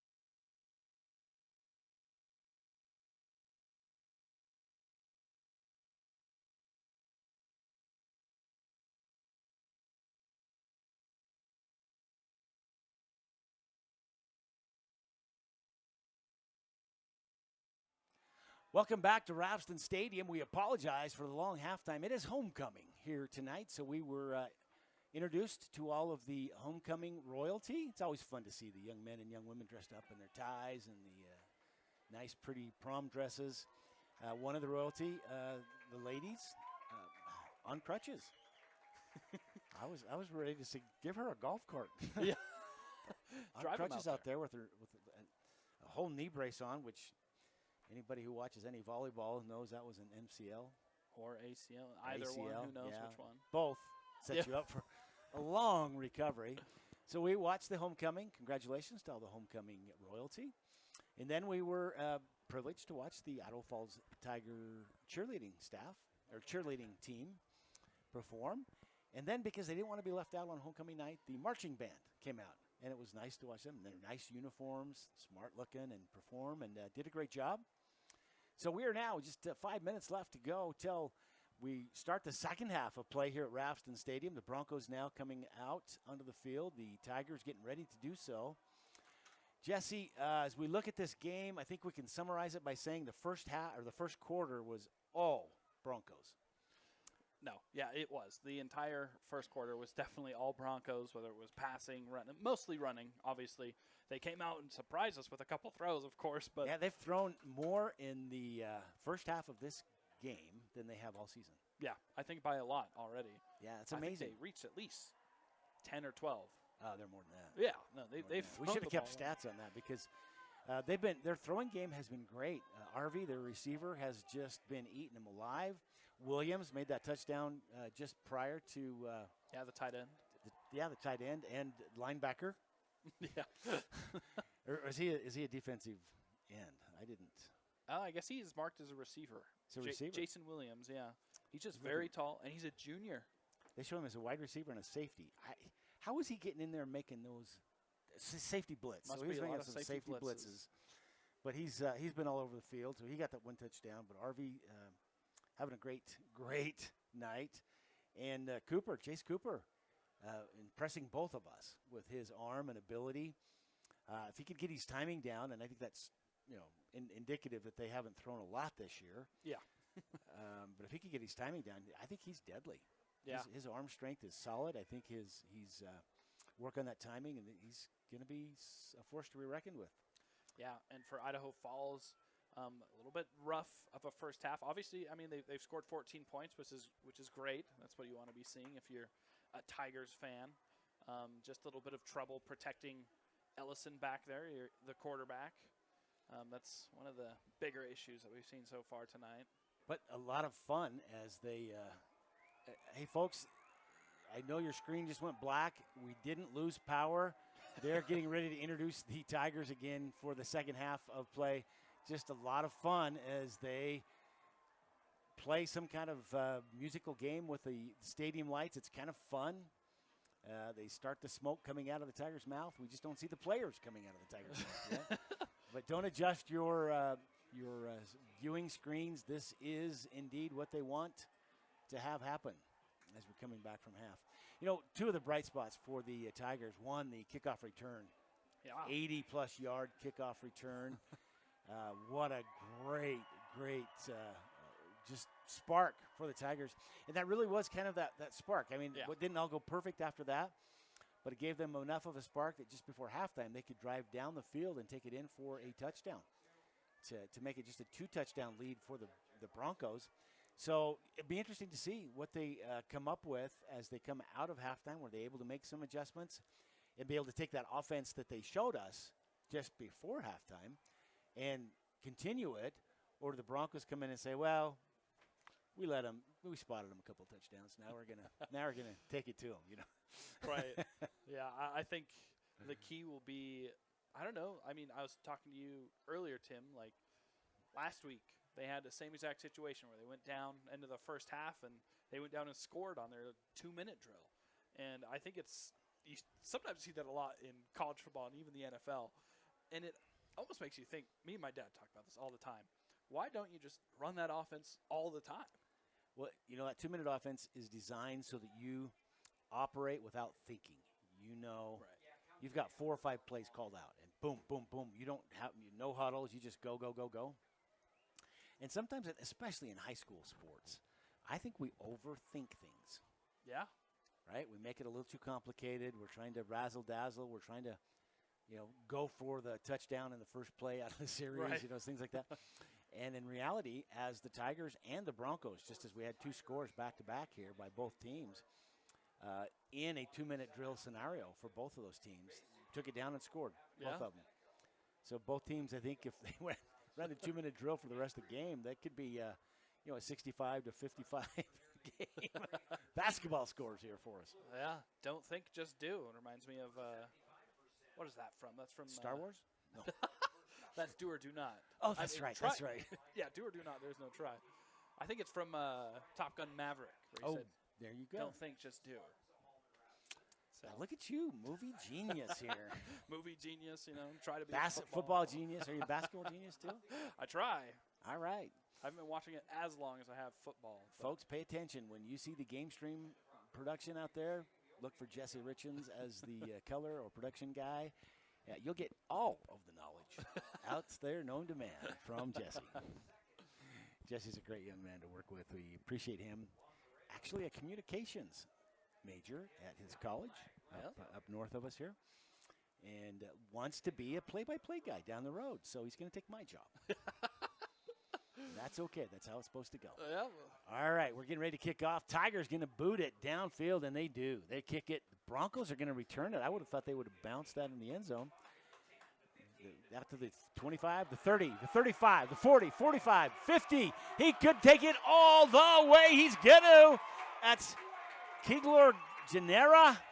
Genera's going to take it into the end zone. And the Broncos with their own kickoff return as they score coming right out of the gate from halftime.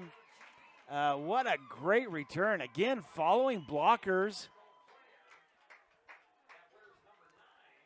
Number 9, is it Martinez? Who is it?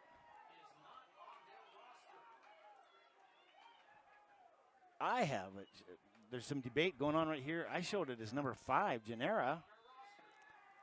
I can't verify that now as they're lining up. Number 5 is. We're going to go for the replay. And the PAT kick is up, and it's good. I do think that is number 5. 9. Oh, it is number 9. You are right. So that's Danian Martinez. Martinez, what a return. You know what? He picked that up. I didn't see, but I think it was at the 5-yard line. So that's a 95-yard return. Wow. And the Tigers had an 80-plus yard return? Yeah, it was probably 85 around there. So, both wow. teams. You don't usually see kickoff returns for touchdowns in a game. You know, it's kind of rare. But we've had like 2 in this game. 2 in this game? That's very rare. That's special. Thanks for showing us. Thanks for helping us do good. Looks like my sweet wife is listening. She's saying, turn it up. We can't hear you. It might be me. Or she's saying, most people out there are saying, we don't want to hear you, turn it down. Just send us the video. All right, so the Broncos go up 35-14 in the opening salvo. A whopping 15 seconds went off of the clock as Martinez ran that back. That was pretty. I mean, he was all over the field. It was a 95-yard return, but that kid ran 150 yards. Yeah, I'm sure he's a little bit tired. They don't have oxygen on the sideline like they do in the NFL. That's true. That's true. All right, Broncos with a squib kick. And it's, wow, that was tight. They were looking to get it. The Broncos were right there. The Tigers kind of debating about who was going to fall on it, but one of them wisely did at about the 30-yard line. I think they're going to mark it at the 32-yard line, actually. Yep, 32-yard line. So that's a 1st and 10 for the Tigers with just 18 seconds off the clock in this half. We've already had some pretty nice offense for the Broncos. The Tigers trying to match that now. You need to call down or call over to the offensive coordinator and say, run the 2-minute drill. See if they do. Yeah. All right, Ellison back. He's going to drop deep. He's looking for a screenplay. Batted away. Is that? Oh, it wasn't. It was Layton this time. Weston Layton gets in there. I thought it was going to be Williams again. He's had 2 already. But Layton certainly having a game, too, as he got his hand in there and batted it down. He read that well. He realized at the last moment, this is a screenplay, and I ran past the receiver. Yeah. But he was able to jump up and bat that away in a heads-up move for a defender. Yeah, it was just a great read. Ellison dropping all the way back and almost threw that pick. All right, the Tigers moving the field left to right. Right to left. Ellison with the scramble. He's got a receiver. He's going to be good for a 1st down. And now the ball fumbled. Recovered by the Tigers. Wow, that was a great heads-up play by the second receiver there as the fumble happened. Trying to see who that is. That doesn't make any sense because it shows it's Mason Peck. Peck picked up that fumble recovery for an extra 3 yards. Takes the ball down to the 46-yard line. 1st and 10 for the Tigers. So some good positive offense coming out of halftime. Yeah, design play to get extra yards, the fumble. Yeah, nobody designs that. Going to hand it off up the middle. They take it up the middle, and the Tigers with a good gain on that play. I think we're going to see a gain of 6 on that. I think that's Peck again. It is Peck. Peck need to pull his pants up. He came down on the tackle. It's got to be frustrating. But a great. Looks like they're only going to give him 5 yards, but I think he had more than that. But 2nd and 5, you can't. Yeah, anytime you can get 5 yards on a carry, you got to be feeling like that's great. Anything beyond that is icing. All right, Ellison with the lone back, twin receivers top and bottom. He's going to hand it again up the middle and doesn't get the first down, but he's probably going to get 3 yards. And again, that's going to be Peck. Peck earning his living the hard way this series. They gave him 2 yards, so it's going to set up a 3rd and 4. And that's what you do as a running back. You have to fight for your place. You know, the running back, they call them workhorses most of the time because they just get handed the ball and they're like, here you go run into the pile of guys down there. Go get your lunch handed to you. All right, this is a 3rd and 4. Interesting. Will they do the same thing? They fake it, throw over the middle, make the connection. It's caught by the Tigers. That is Copper Moss. I keep doing that. Gotta make a big note right there. Copper. Yeah. Copper is making the catch and a first down. I'm trying to see where they spot it. They spot it at the 35-yard line. That's a 1st and 10 for the Tigers. So their second first down here in this half. Yeah, good opening drive. Yeah, this is looking good for the Tigers.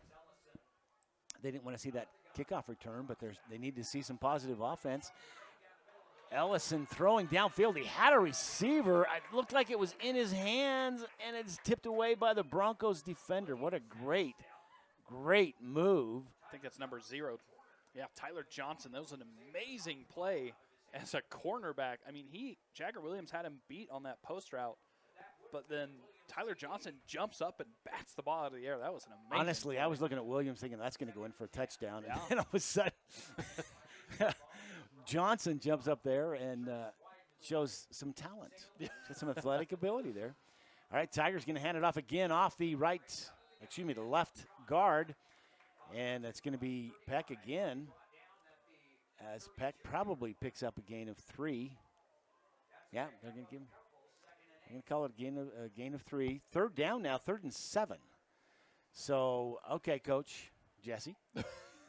We're lining up here. They desperately need a first down to stay in scoring position. What do you call? I'm going to call a quick seam route. Number 14 over there. You see him. He's kind of lined up in the slot. Oh, good call. Quick pass. I was calling a slant. Across the middle slant. Good one as well. It's rolling deep. He's got a receiver. He's got it caught. It's a touchdown, Tigers. Oh, my goodness. What a great catch by Weston Layton. Oh, excuse me. Wrong side. Tyson Pewitz. Is that right? Pewitz? Pewitz, I believe, is how it's pronounced.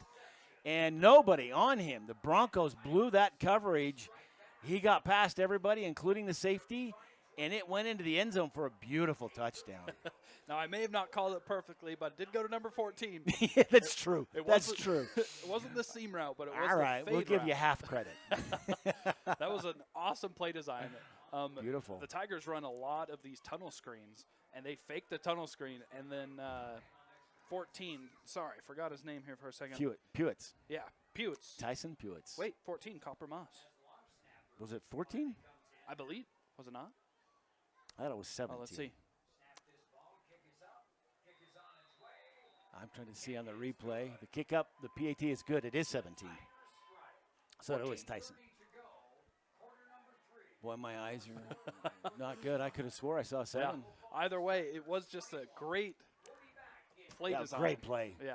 Just great awesome. play. And literally, there was nobody within 6 yards of that reception. So coverage blown. Those the lights and the way they can play with them is really kind of freaky on a football field when you're used to staying constant, and they play them off and on to recognize a Tiger score. It's kind of fun, but when you're not used to it, catches you off guard. So the Tigers come back and answer that kickoff return for the Broncos with a scoring drive, take it down and score it. And it puts the score Broncos 35, the Tigers 20. And in what is not a game that's over by any way, shape, or form when both teams can come out from halftime and score. Yeah, no, that was an amazing drive, and obviously we could see some adjustments were made during halftime by the Idaho Falls Tigers, and they were able to put together a drive. Well, Ellison had plenty of time to make a deep throw, so they did shore up that line enough that he had the time to do that. So that's good heads-up coaching. Tigers now going to kick a squab kick. It's going to go short, but bounce to the receivers in the backfield. High catch. The Broncos get it, and they're not going to get very far. It looked like a fumble, but I think the official called it a down ball. Forward progress. Yep. I think it's Martinez again on the reception. Didn't get his kickoff return again, but does get the ball and doesn't lose the fumble. So I think they're going to get it at the 19. Or is it the 20? They put it at the 19, so it's 1st and 10 for Blackfoot. And they're going to see if they can't match the Tigers, taking that first offensive series for them all the way down for a touchdown.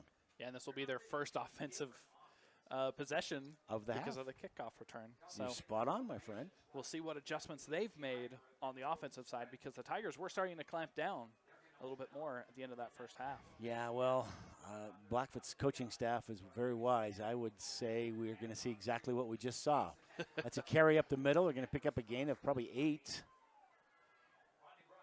And that is going to be Ellis. Ellis, kind of the workhorse, it looks like, from the running game for the Broncos. And they only give him 6. Wow, I was way off. 2 yards. It's always fun when you see him go down and then you see the official pick up the ball and move it back 2 yards. Again, up the middle. I think that's again Ellis. Close to a first down mark. I think he's going to be probably half a yard short. Not much, if that. And now the officials say it's a first down, so they give it to him. They mark it at the 30. A 1st and 10 for the Broncos. That was pretty generous. Maybe it was a makeup for the last spot that they gave him. I'm looking at the replay. Yeah, that is a generous spot. You're right. All right, so the Broncos with a fresh set of downs. They're going to line up that I formation, the mixed, and they're going to go right up the middle again. Ellis with the ball. He's going to pick up another 10, 11 yards. That is not, yeah, that is Ellis. Man, that kid, for not a lot of large stature on him, he powers through. That kid's got some muscle and some wheels. Very impressive. I like what I see from that young man. Yeah, just a lot of power in those legs to just keep running forward. And just like you said, he does exactly that.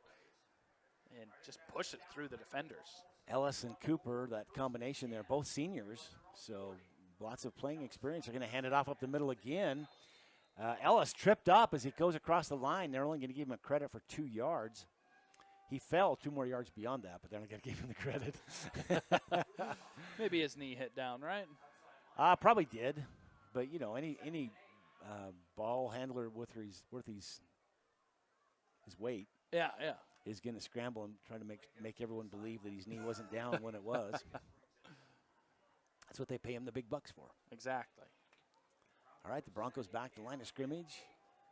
Cooper again under center. Man in motion. 2 backs are going to hand it up the middle again. That has just been, remember what we talked about the first half where we said it was just a run up, pound it out kind of game? And then they open it up with all this throwing? Yeah. The running game is now been opened up. I think they probably at halftime said, let's go back to running game. Yeah. It does us 2 things. We have a 3-touchdown lead. Yep. 2-touchdown lead now. I guess it was a 2-touchdown Uh-huh. That's right. Going to half, yeah. It eats the clock, so we don't give them as many opportunities to have a shot at the end zone. And it's working for us. So we just grind it out and get some more points. They're going to hand it off again up the middle. Ellis is going to take it. He jukes it. He goes. He's going to take it all the way down to about the 32-yard line. What a great move. That kid's got swivel hips besides great legs. So impressed thus far with that young man. He'll pick up the first down. They mark it at the 33 just because they heard me say 32. I think they're against you, Tim. Yeah, well, I understand. Yeah, the officials also have the game going in their pocket. You know, they just have those little AirPods in their ears. Yeah, well, they've got earphones. You can see them from here. You know that's what they're listening to. IdahoSports.com for sure. All right, they fake the handoff. Now they're going to go deep as they throw to RV. RV's down there. Oh! RV misses the ball, but the official almost caught it. If he hadn't have went over his backside, he did a nice somersault. I'm very impressed. He should get a 10 on that. And to his credit, he jumped right up, acts like all of us would act. You know, that didn't hurt me none. I'm good. Yeah, he walks back to the huddle and go, oh, my heavens. He doesn't have a huddle to walk back to, so. And to his credit, you know what? He's got his hands up like he just did a 10. You know what? Everybody's cheering him. What a great sense of humor. I don't know that official. I haven't worked a game with him, but in my book, he just got a 10. All right, the Broncos going to hand it off again up the middle. Again, Ellis. He'll pick up probably a gain of 3. Yeah, watching the replay, the official just got his feet tangled up as he was trying to backpedal and a nice backward somersault. Yeah. I mean, if he'd have landed it, it would have been a 10. Just didn't stick the landing. Oh, my goodness. Replay is awfully fun. It sure is. When we know what to expect. All right, the Broncos now with a 3rd and 7. They're going to fake the handoff up the middle and go around with the sweep on the end, making some progress. They're going to get the first down as the Tigers bring him down, but it's just enough for the first down as RV with that sweep. And, of course, he's having a little bit of fun as he stands up and makes the first down mark. Not supposed to do that in high school sports, but Oh, really? yeah, they frown upon it. I see. You do it a little bit too much, they'll flag you. Too much taunting. Yep, that's exactly what they'll do. Especially if there's a player. You trying to do it, there's a player right there, absolutely you'll get a flag. Oh, goodness. So he didn't. He did it just enough to let everybody know, but not to be taunting. Heads up move. All right, the Broncos fumble the ball between the center, and the quarterback. I think Cooper fell on it wisely. A bad snap. That wasn't the quarterback picking it up. That was Cason Edwards recovered it, but that's going to be no gain. They're fortunate that they didn't lose on that because I thought they lost a couple yards. Yeah, just a miscommunication on the exchange there. Yeah, those happen. Center do. and quarterback. That's a heads-up play by the running back to be able to recover that, though. All right, Cooper takes a snap. He's back to throw. He's looking. Nobody there. He's going to run it.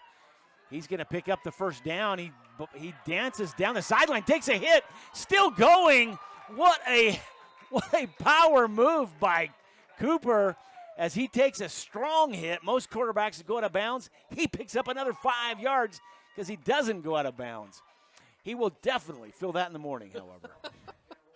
Yeah, you're used to seeing quarterbacks, once they get out there, they kind of just take the ball out of bounds. But we got a flag on the play. I think it's going to be unsportsmanlike conduct. It's a holding against the Broncos. That's how he had that corner to turn. That was such a beautiful play for Cooper that I hate to see it come back just because of the athleticism and grit that he showed in making that extra effort. So now they're going to bring the ball all the way back to the 33-yard line.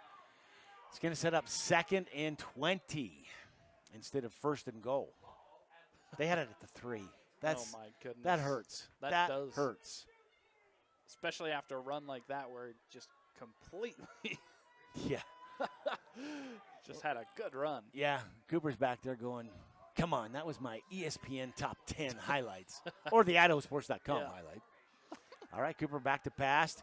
Pocket collapses. He fumbles. It's going to be recovered by the Tigers.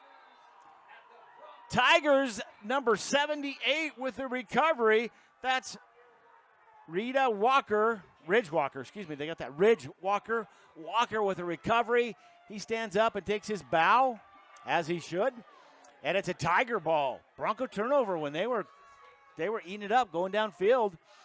That is absolutely in the Tigers' game plan, not the Broncos' game plan. At midfield, I guess not quite midfield, 45-yard line. The Tigers with a fresh 1st and 10 and a little bit of enthusiasm with a turnover there. Oh, turnovers. I think that is the biggest spark for enthusiasm. Absolutely. That's why most teams have like a turnover chain or a award. Ellison throws to the running back out of the backfield. He's going to be caught. It's a fumble, and I think the Broncos pick it up. They do. The Broncos pick it up. Wow. Weston Layton with the fumble recovery. And, boy, 2 back-to-back fumbles here. The Tiger running back made the catch and then took about 2 steps and got hit hard. And that ball just popped out, and Weston Layton says, oh, I'll take that. Yeah. And he gets his fumble recovery. So now we're going to mark it at the 47-yard line. It's a Bronco 1st and 10. We could do this all day, back and forth, guys. It would sure make for some more exciting moments. Well, those were 2 exciting moments. There's no question about it. The Broncos now trying to get back in the groove that they had. Cooper up under center. He's going to take the snap. He's going to look for a pass. Well defended. Oh, he almost had his receiver. That's Rodriguez. Rodriguez down there with double coverage and still almost made the catch. Bounced off his shoulder pad.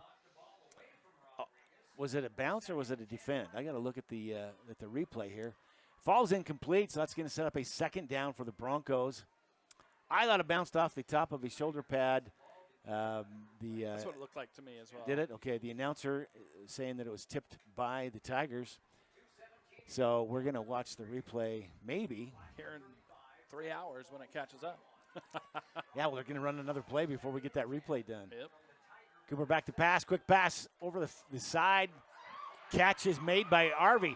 Arvey's taking it down. 1st down and then some. He'll be taken out of bounds about the 33, 34-yard line. And a 1st down for the Broncos.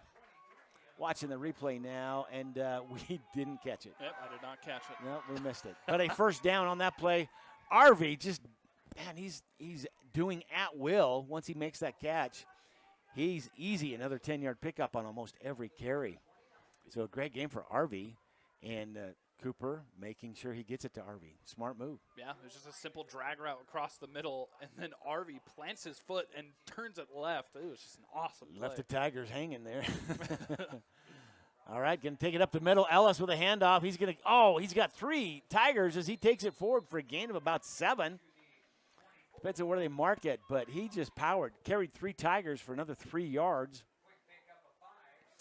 They're going to only give him 5 yards. I would say he had 7, but that's probably because he carried 2 guys, an extra 2 yards. Yeah, probably. Isn't that like style points? It should be, yeah. No, those are style yards. You don't get points for it, but yardage you should get. All right, Broncos coming back up the line. Cooper spending most of his time under center. He's going to hand it off again the other side with Ellis. Ellis going to pick up another couple yards. You gotta be happy with the production you're seeing out of Ellis as he just pounds out those 2 and 3 yards. 2 or 3 yards pounded out over 4 downs. You're going to get a 1st down every time. Exactly, and he's just taking up that workhorse load right now. He really is. Every handoff is going to Ellis at this point. And then they offset it by throwing a pass to Arvey, who's earning his keep in the receiver corps. So Broncos having it work on all aspects. Now the officials stop play. They're going to call a timeout for the Broncos. The Broncos sitting here with a 3rd and 3, so I think they wanted to line things up. We're going to just recognize our power boosters for this half. Jesse, that's your job this half. Yeah, I guess you took it first half, so I'll take it this time, I guess. But yeah, we want to thank our power boosters for the Blackfoot Broncos. Conquest Insurance, 21st Century Auto Sales, MVP Rentals, and Blaine Robbins Electric. And also the Idaho Falls Tigers Power Boosters, Creta Larson, Silver Creek Realty, and MVP Rentals as well. We appreciate these fine sponsors. Folks, they're the ones who help make sure that we can continue to bring you broadcasts just like this from the power of your home without a monthly prescription, a monthly subscription. You might have a prescription. And you probably have to pay for that, unfortunately. But there's no subscription for IdahoSports.com. No subscription for IdahoSports.com. You just get to watch this game comfortably in your home, hopefully with all the food we don't have here because you don't want to listen to us chew. Smart move. They did invite us to the tailgate, but we didn't get there. So, all right, the Broncos under center. You're going to do a pitch out to Ellis. Ellis is going to go around the right side of the field. He's going to pick up the first down, I believe. Yeah, they do give him the first down. He takes it down to the 16-yard line, maybe? Yeah, looks like the 16. That's a 1st and 10 at the 16 for the Broncos. So the Broncos using Ellis to just abuse his body as he pounds out those yards and keeps getting the first downs. Now they're in the red zone, ready to get some scoring activity here and give themselves a little bit more cushion over the Tigers. Cooper again under center. He's going to push it up the middle. And Ellis again, the workhorse. That is not Ellis. It is Ellis, isn't it? Trying to wait. Yeah, it is Ellis. Edwards, as the blocking back went through, I thought maybe they'd given it to him to just mix it up, but they don't. And we're going to come down to the end of the third quarter play as the Broncos decide to just let the clock run out instead of running a play. And we will come to the end of this this third quarter play. One more quarter to play. The Blackfoot Broncos 35, the Idaho Falls Tigers 21. We'll be back in just a few minutes. Ads like this keep popping up, but I see through the hype because those vape clouds people claim are just water vapor contain as many as 31 different chemicals, like formaldehyde, the stuff they preserve dead bodies with. And while the flavors sound all harmless, we still have no idea what these ingredients could be doing to our bodies. But I already see vaping for exactly what it is. Get the real facts at BehindTheHaze.com. Idaho isn't your average state, and we are not your average people. We're not afraid to jump feet first, and we see the world a little differently. We know the importance of slowing down and the value of catching up. When we're not busy getting lost, we're looking out for one another. Our whitewater is aggressive, but our driving is not. We know all about taking chances, but we also know our limits. We drive safely because we care. It's who we are. Vaping sucks you in quick, and the more you vape, the harder it is to quit. Not to mention all the chemicals and health problems. That's why thousands of teens are joining My Life, My Quit.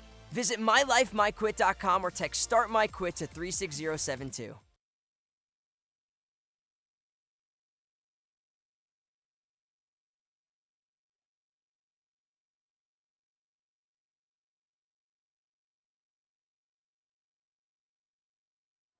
Welcome back to Ravston Stadium as we enter the fourth quarter play, fourth and final quarter here for us as the Broncos have a 2-touchdown lead, trying to take it in from the 16 for a 3-touchdown lead. As Cooper now going to take the ball. He throws over the middle. He's got a receiver. The receiver gets the catch, slips it up, or he would have been even farther on the reception. That is Sayer Lilia. Lilia makes the reception and goes down about the 5. I think they're going to mark it there. Trying to wait for the official to spot it. 5 or 6, one of the two. Make up your mind, the official. They put it now at the 6, so it's at the 6-yard line. First and goal for the Broncos as they got 4 downs now to get in. Nice reception for a name we haven't called yet. Lilia, that was our first time to call him, but beautiful time. He made that catch. If he'd have kept his feet, been able to keep his feet underneath him, he probably would have been real close to the goal line. Yep. Cooper takes the snap. He's going to hand it off to Ellis. Ellis met about 2 yards deep by about half of the Tigers' defensive line. So they'll give him 2 yards, leading the tacklers for the Tigers. Looks like that's number 50, Stockton Kump. Kump sticking Ellis, who isn't easy to bring down. So he had to have a couple of his brothers from the Tigers' defensive line help him out, but able to get that with a 2-yard gain. Okay, Ellis is going to take the ball off of tackle. He's met first by the Tigers. Cooper Moss playing both sides of the field, but they're still going to give him a gain of, what, a yard there? Yeah, I think they maybe gave him a yard.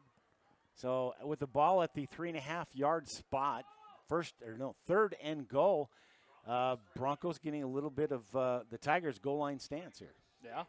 I mean, we've seen the Tigers stuff the run of the Broncos a couple times, so we definitely could see that again here. Well, they're obviously trying to get Ellis to get that across the goal line. They're going to now throw it as they throw a deep route in the end zone to RV, and it falls incomplete. The Tiger defender goes down. RV pleading his case, saying that was part of the bump for a pass interference, and the officials not buying his sales job. I couldn't see it. I did see a bump, but I couldn't tell who initiated what. You have to be careful because sometimes that does go both ways. Yes, sometimes it does. They do have offensive pass interference. So the Broncos deciding they're going to just count on their old, reliable kicking game. So they're going to bring in their kicker. He's been pretty steady tonight. Jake Vance, showing that he's got the chops. He get the kick up, plenty of distance, and it's good. Right down the middle. That was beautiful. So the Broncos don't get the touchdown that they were hoping, but they do get the points, which does count. So it's going to move the score to 38-21, the Broncos over the Tigers. Yep, it pushes that possession. That makes it a 3-possession game, I believe. So. 3-possession game with 9 minutes and 56 seconds left in the game. That makes it hard to get 3 possessions. Oh. So you have to stop the Broncos 3 times, and you have to move the ball down the field quickly. Yeah. You don't have 4-minute possessions at your leisure here. So the Tigers really, really trying hard to find the way to stop the Broncos from scoring any more, but continuing what we've seen, some good offense this second half, and move the ball down and get some scoring for themselves. The Broncos feeling comfortable now. Their fan base down below us all smiles. A couple of kids dancing to the pep band. Those are like 6-year-old kids. Dance better than you do, Jesse. I'm pretty impressed, to be honest with you. They probably do. That's pretty good moves there, right? I'm impressed. Well, a great night here for a couple of teams that many said, 2 of the lesser success teams, and some good football tonight. I've been very pleased with what we've seen. Broncos kick off. The Tigers with a short kick are going to return it. Caught, and he's going to pick up about 3 yards. He loses his helmet. Trying to see who that is. That's number 30 for the Tigers. As I look that up, that says that's Isaac Franson. So Franson with a catch and a couple yards of offense and the loss of helmet. And he's going to run off without the helmet, saying, I want everybody to know I made that catch. That's my return. Everyone knows it was me now. That's right. Hey, might as well get credit where it's due. Hey, that was a positive offense. Absolutely. Tigers now need to really get some quick offense moving here to catch themselves back up into at least a 2-touchdown deficit. Ellison alone in the backfield, looking. Pocket collapses. He's dodging. Now he's got a receiver downfield. He makes the throw. Catch is made. Are they going to call it a catch? They do call it a catch as Cooper Moss makes the reception for a first down. That's the offense they needed. It's a 15-yard gain. Yeah, that time they come out in the empty formation with the quads to the left. That was interesting. Yeah, you don't see that very often. No. I don't think we've seen that on IF tonight. We're not going to see it again now. So we got trips to the bottom, single to the top, but they're going to go after the single receiver. He's going to overthrow his receiver. I love that the Blackfoot receiver's going, nah, no dice. I defended that. No, you didn't. You just didn't catch up to the ball. Yeah. Yeah, we're seeing a lot of that these days. Yeah, you do. Even in the pros, you just smile and say that wasn't you. Uh-huh. But you know what? He did his job. He prevented the receiver from getting to the ball, so I guess he did do his job. Yeah, and I think that is why they do it. Cornerback is probably the second hardest position in all of football. Quarterback, obviously, the first. You have to know everyone's position, but corner, man, that's a hard position. I disagree. I think the center is the toughest position in football because he's kind of controlling that line. Ellison loses his pocket. He gets a throwaway. He gets a receiver. Is he going to call it for a catch? He was standing right on the sideline. They do say he got the catch. That is is that Williams? Is that Jagger Williams? I think so, Jagger Williams. Jagger? Okay. He makes the catch, and you know what? That's 2 for the Tigers right there at the sidelines. So smart coaching play. They've picked up the first down again. The ball's at the 45-yard line. First and 10 for the Tigers, moving the ball a little bit here. Yeah. Showing some good offense. Just like their last drive. A lot of success. Just don't turn it over. All right, Cooper now going to have blown back in the backfield again instead of going bare. He's going to take the snap. They're looking to loses his pocket again. He's going to throw. He's got a receiver downfield. Did he make the catch? Bounced out. Did not.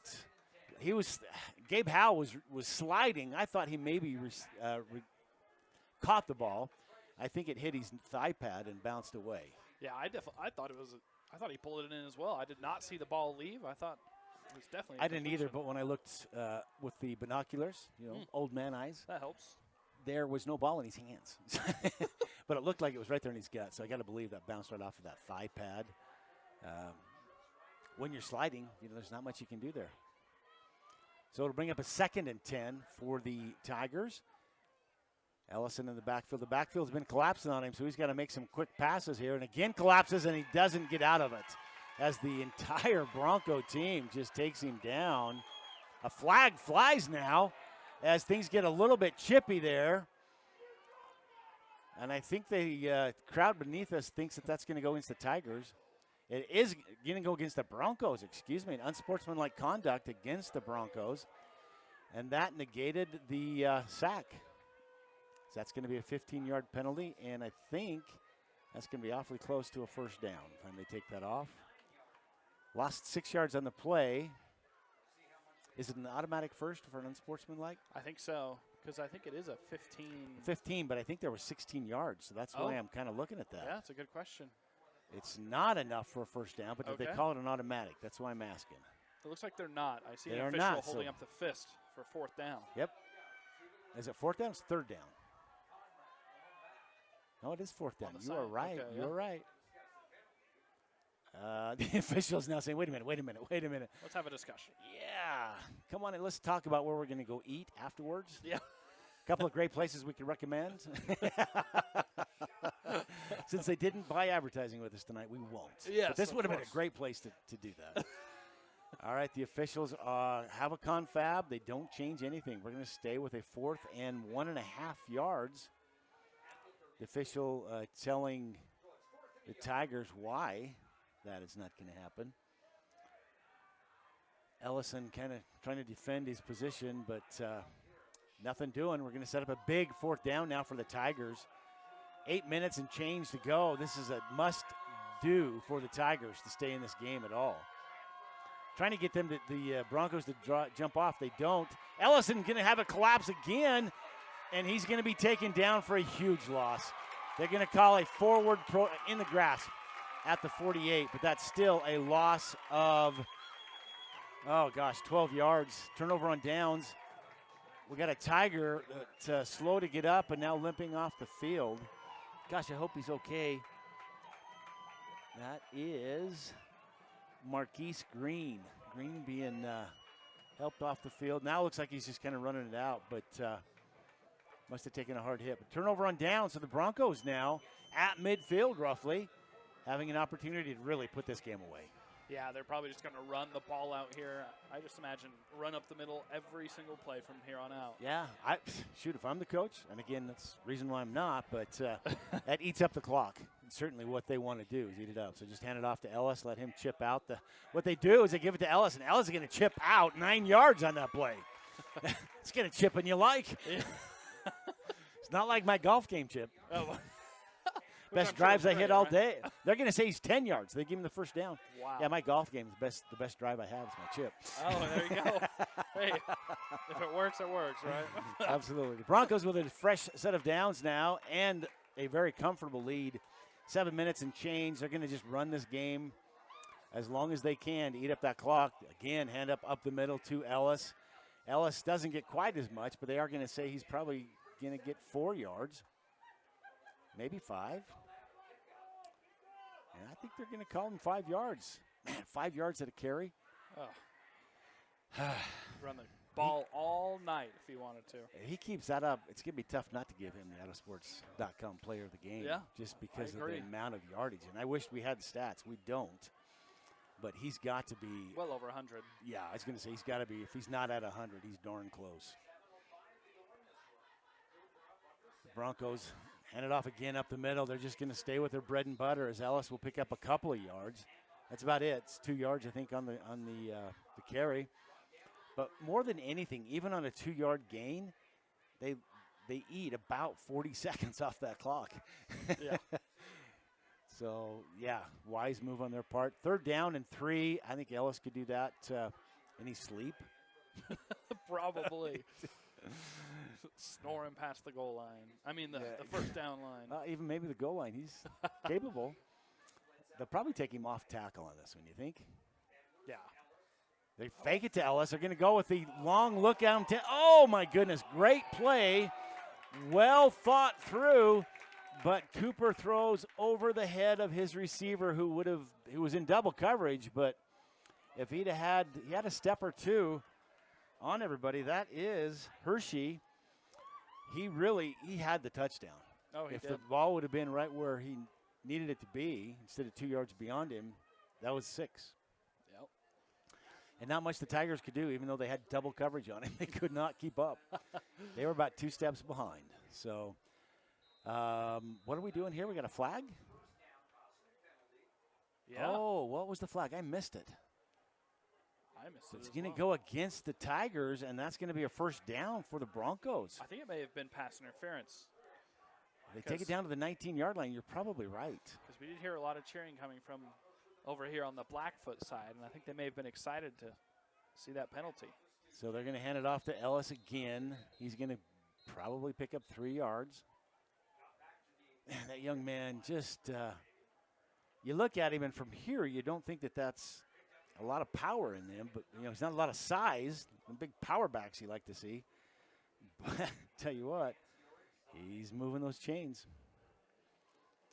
Trying to see the call, the white hat not on our screen to see what the call was, but he does mark off 15 yards, so that's all it could have been, is pass interference. Cooper's going to roll around again looking for a receiver. He's got one wide open midfield. Caught. I think that's number 18, if I'm not mistaken.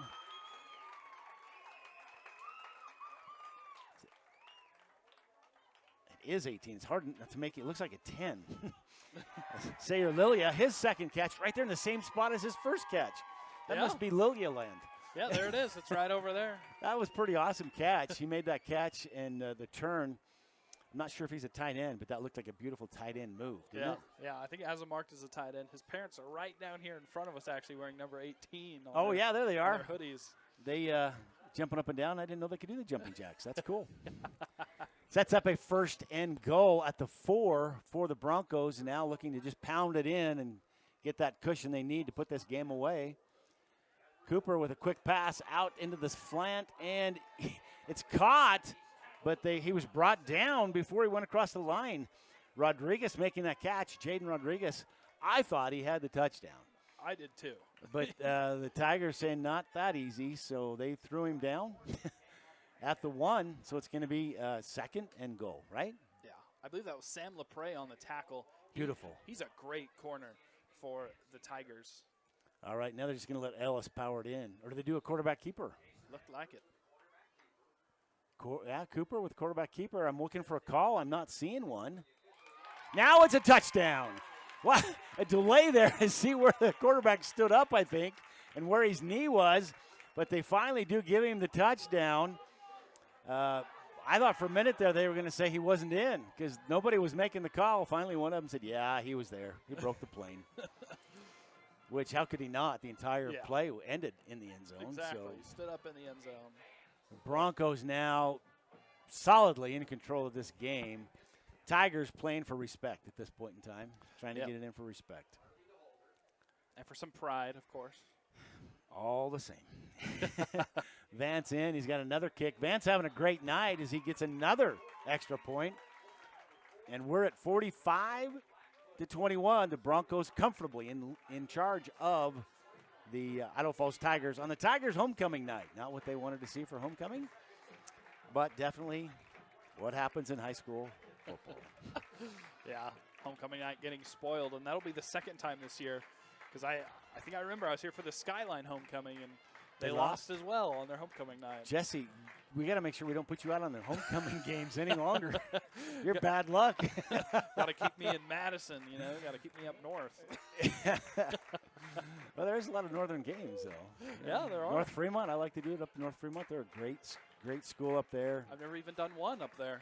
Oh. They always pull me down south. You need to do one up there. Every time we do a game up there, they have Big Judd's Burgers with a food truck at the game, and they always bring us up a burger. That's what halftime's all about. Wow. Best burgers in town. Sorry, I shouldn't name their names because they don't advertise with us, but we'll just say it's a good food truck. Yeah, good food truck there. All right, the Broncos with a nice mid-level kick. They wave a fair kick. Why? He could have got another 5 yards out of that. But I think that they were probably saying this is a guy that doesn't usually make a catch. Yeah, number 30 again. Isaac Franson, that's his second one. Last time he ran it in, maybe his coach said, look, if you make the catch, fair catch it. We don't want you to lose your helmet. Yeah, we don't want to risk here. So they'll mark that at the 27-yard line. So it's a 1st and 10 for the Tigers. In 4 minutes left in this match, 4 minutes and change, actually. Tigers must move these chains quickly and get into that end zone. Low snap to Ellison, and his pocket there's nothing there. The Broncos just swarm him. Holy cow. Ellison goes down, and guess who was in on the sack? Who led the tacklers? Oh, was it our safety? No, it was the quarterback. Oh. It was Cooper. Wow, yeah, there he is. Jace Cooper, he's out there. He wants celebrating. To get the stats both ways. Looks better for colleges, Of course. All right, so Ellison now with a loss of about 6 on that play, needing a nice big passing play. He's got a receiver coming across the middle on a slant, makes the catch. He'll pick up probably 6 yards. That is Moss. Copper Moss, not Cooper, Copper. Makes the catch, but they're going to give him a gain of 6 on the play. So back to the original line of scrimmage, 3rd and 10 for the Tigers. They're going to look at that same thing. They're going to throw deep to a defender. The defender they're going to say it's a catch. The official says that's a catch. 1st down. Jagger Williams? Yep, Williams on that catch. The Broncos are lucky because the defender was in his face, and he didn't turn around and look. Looking at the ball. So face guarding, and Williams still made the catch. So they're lucky that wasn't a extra 15 yards. Yeah. So I was looking at the sideline here, Tim, and it looks like there may be 2 number 10s. Oh. So the quarterback for the Broncos. We don't have 2 10s on our roster. We do not. So we do not know who this mysterious number 10 is, but he plays linebacker for the Broncos. Well, let's see. What is they just show him as a QB, so you might be right. Ellison throws again the very same pattern, the very same receiver on that sideline on the left side of the field. Left going right here, as we call it, and you see it. And it falls incomplete, unfortunately. But that's what's been working for him, that sideline play right there on that edge. So keep it up. Yeah, exactly. If it's going to work, just keep throwing it up. And again, Jagger Williams, he's very tall. He's got those long arms. And we saw in that big play, he can reach over the defender and make great catches. He was catching it at mid-chest over the helmet of that defender when he was face guarding. That was impressive. Very impressive. All right, we're going to go 2nd down now for the Tigers. Ellison with a man in motion. Drops back. Pocket is collapsing. He's going to run. He's going to be caught. He gets a throw off. Oh! The Broncos continue after the throw is made and run him into the ground. I thought there was going to be a flag. That was unnecessary roughness after the play was dead. No flag on the field, though. So we'll just bring up a 3rd and 10 for the Tigers. Ellison had to fill that one because he spun him around and just pile drove him into the dirt. Or the turf, not the dirt. No dirt here, just those black specks. Yeah, the problem is you wake up in the morning with a lot of floor burns, rug burns, whatever they want to call them. Yeah. They hurt. Turf burns. Turf burns. I mean, remember that for a week or 2. Oh, yeah. Brutal. All right, big 3rd down. This is the make it or break it for some extra points for the Tigers. Respectability. Ellison's dropping back to pass. He's going to roll. The pocket's gone. He's going to throw deep. He's got a receiver, and it's caught. It looked like it was knocked away by the Broncos, but it was pulled in. What a great great catch by Copper Moss. Copper, what a great name and a great catch. That was a highlight reel catch. He was in double coverage, and I couldn't tell if the Broncos or the Tigers had that ball. And Moss comes up with it. So sets it up now at the 7-yard line. First and goal for the Tigers, just what they needed. Yeah, 2 great catches on this drive. Both jump balls to those tall receivers. Well, Ellison's having to do that because his pocket is just non-existent. He's going to do it again, and again the pocket not there. He's looking. He throws. He's got a receiver in the end zone. Touchdown, Tigers! Again, what a great pass into the end zone. That's Tyson Pewitz. And what a great catch. He was alone. I mean, I don't know how they missed him.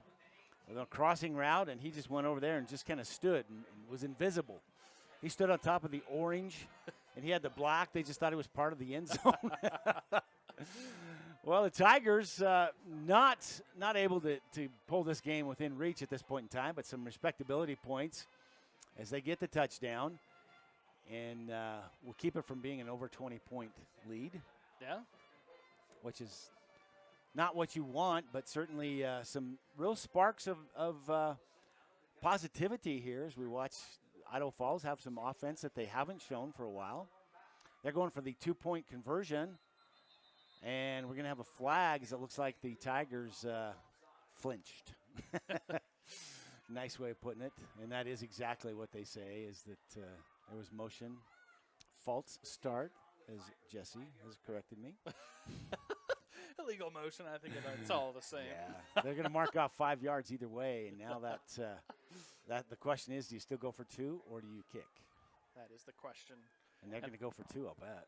Yeah, and I think it's because, I mean, if somehow, by some miracle, they can get the ball back 2 times with an onside kick, if you go for 2 every time, you should be able to match the score of Blackfoot. So I think that's what they're trying to do. It would be quite a miracle. Those are good calculations, Jesse. You're absolutely insane. But no, they absolutely could. You're right. So they're going to go for the 2. Ellison's looking to pass into the end zone. He's going to throw it to his running back behind him. But the running back's going to make the catch. He's going to get into the end zone. PAT, good. So you know what, Jesse? I stand corrected. You're not insane. You actually called that. And the Tigers' Mason Peck, makes the catch out of the backfield and takes it into the end zone and gets some more respectability points. So the score now, the Blackfoot Broncos 45, the Idaho Falls Tigers 29, 2 minutes and 12 seconds left in this game. And we are really at a point where the Broncos, if they're wise, they don't try to do anything special. They just pound it out. Four handoffs, and the game's over. Yeah, that is if they recover the onside kick here, because I think Valid. Tigers are probably going to come out and kick an onside. Why not? What do they got to lose? Exactly. Yeah. Totally. I mean, that's the name of the game. Trying to figure out who you're to win. And of course Blackfoot's they're saying, okay, let's put our good hands team in. Yeah. All of our receivers are going to be on the secondary line. A couple of them maybe running backs on the front line. Make sure that they recover that ball, because that ends the game for all intents and purposes. Exactly. IF recovers it, then they got a couple of minutes to try and pop it back into the end zone. And then repeat the process all over again with another onside. Exactly. But you know what? I got to get hands off to the Tigers team, especially Ellison. That young man has had the Broncos in his backfield all night long. And amazingly, he made some of these throws here that like you said, jump balls. I didn't think there was a chance, and they come down. So he's worked for every point they've had tonight, and he will fill every one of those points tomorrow. Promise you, quarterbacks do when they get pile driven like he has. Both teams, I just like what I see. I see some real positive elements of both teams. The Broncos, I think, now solidify. Oh, there's an outside kick. Broncos get it and take a knee.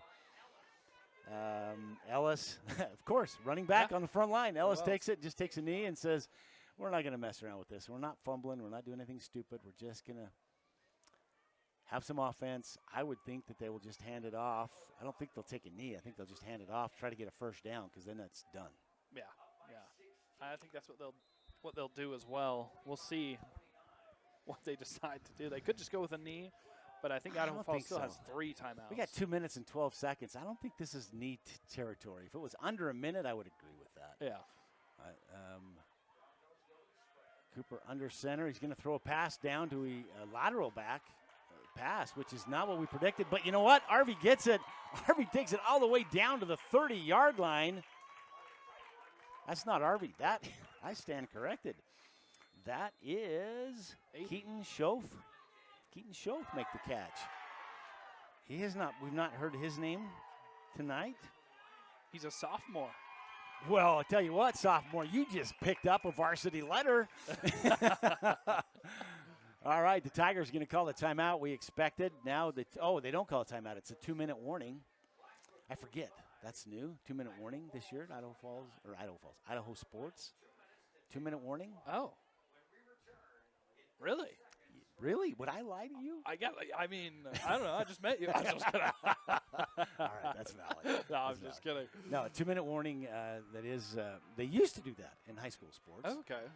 And then they didn't for a number of years, and now this year they put it back in where they stopped the clock at 2 minutes, kind of get everybody chance to catch their breath and regroup for the last 2 minutes. But we are coming out of the 2-minute warning now. Just 2 minutes left in this game. The Broncos solidly on top, 45-29.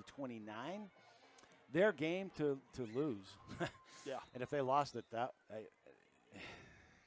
be a miracle. I don't know how else to say it would be. Wouldn't be the first game I've called that's happened, but Ellis is going to take the carry. He's going to pick up a couple of yards. And again, I think this is where the Tigers will call a timeout. They do. You know, a couple years ago, I don't know, 4 or 5 years ago, first year that Madison opened up their new football field there, they played Lake City.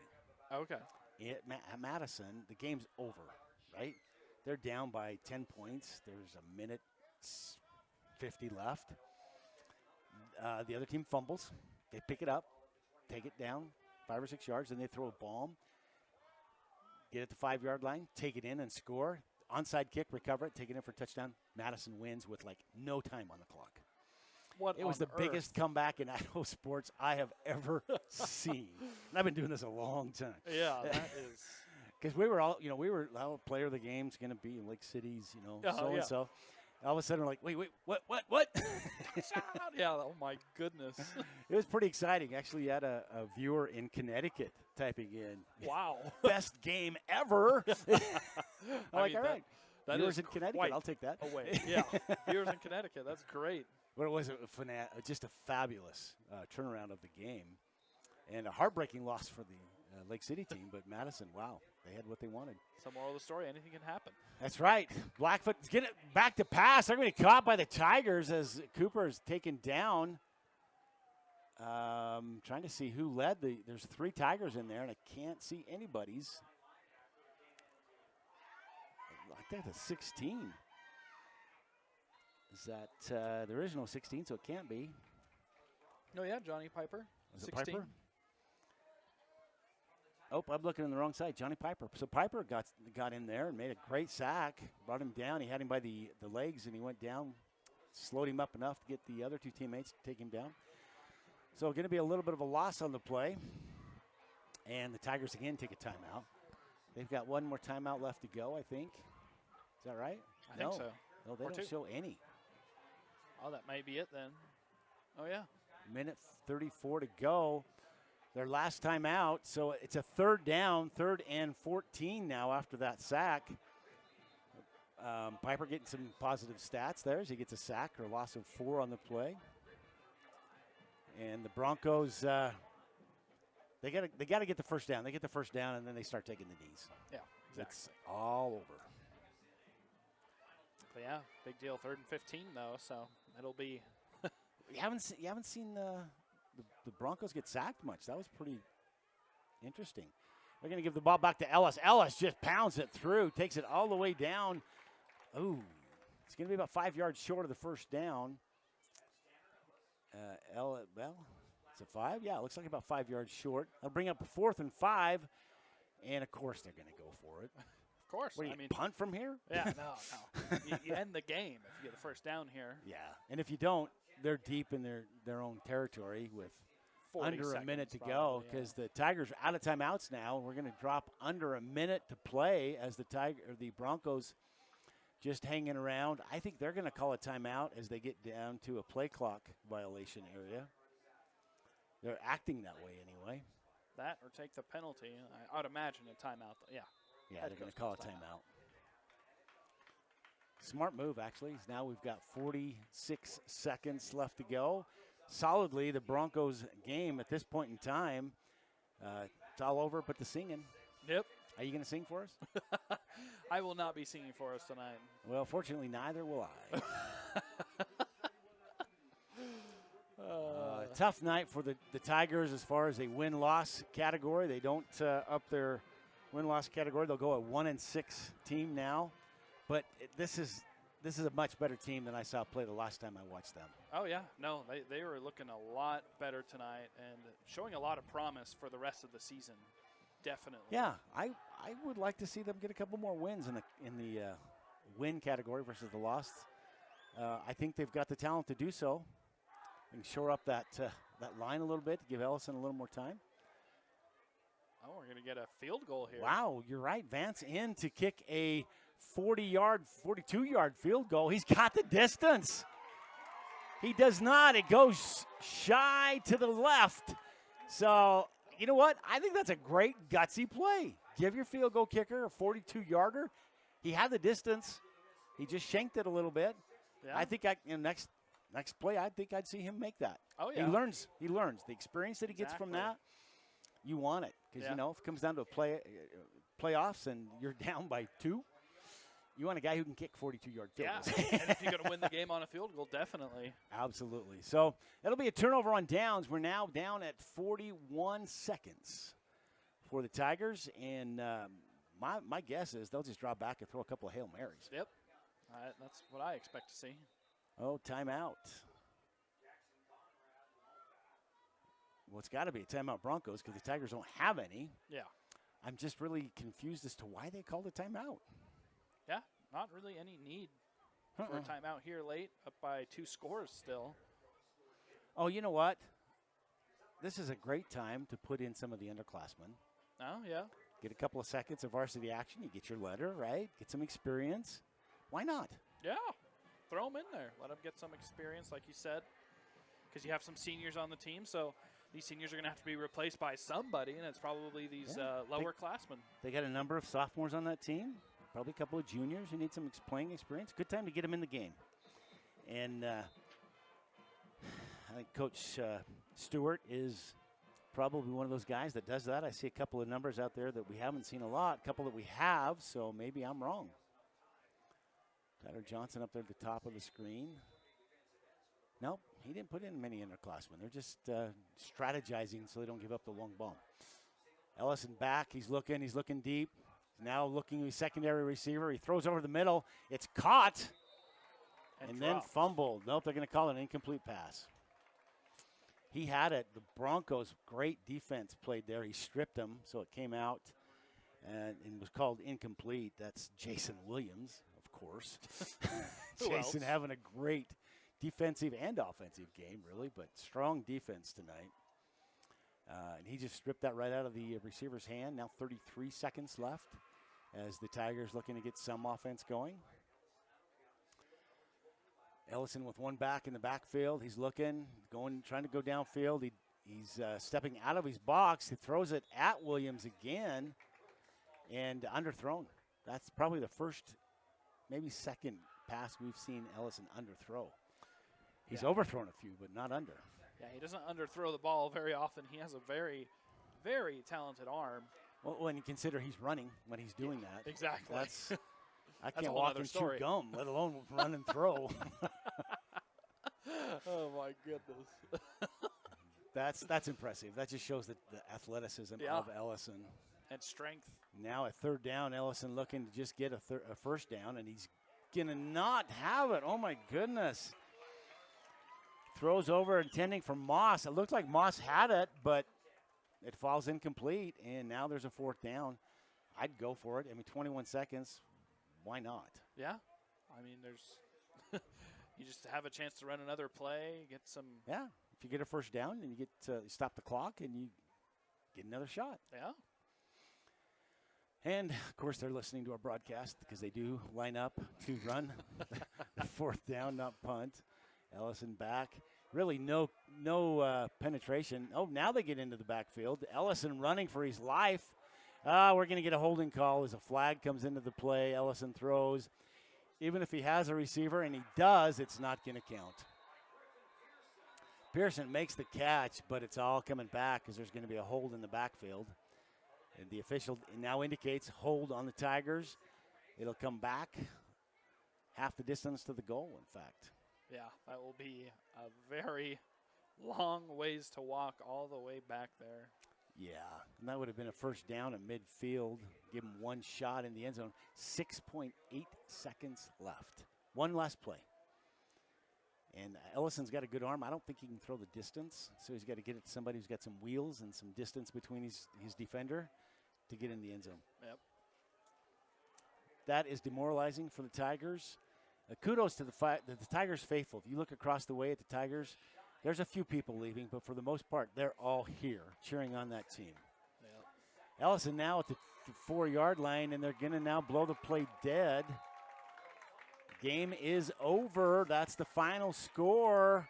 And the Broncos with the win, 45-29 over the Tigers. We're going to fade away for some commercial sponsors, and we'll be back in just a few minutes to talk about the IdahoSports.com player of the game.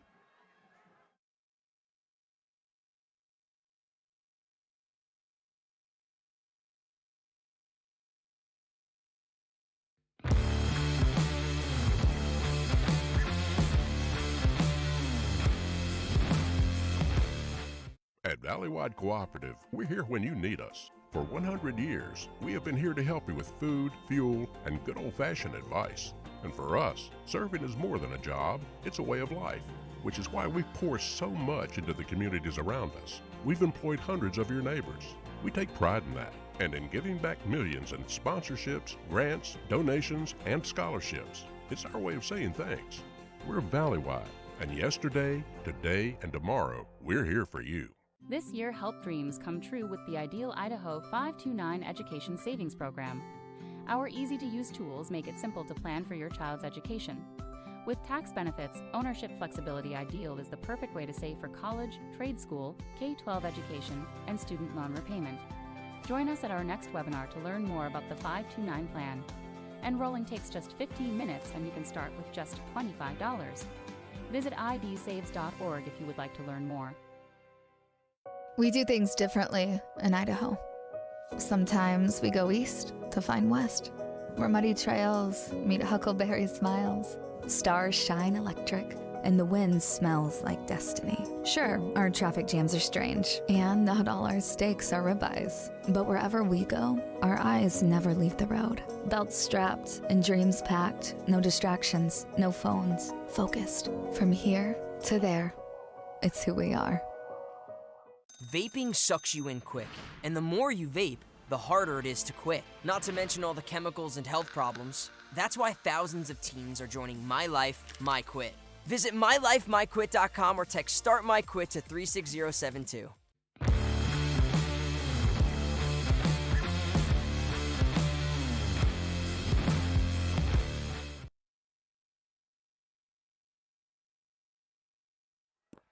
Welcome back to the East Idaho Game Night production of IdahoSports.com as the Blackfoot Broncos have pulled off the win over the Idaho Falls Tigers, 45-29 final score.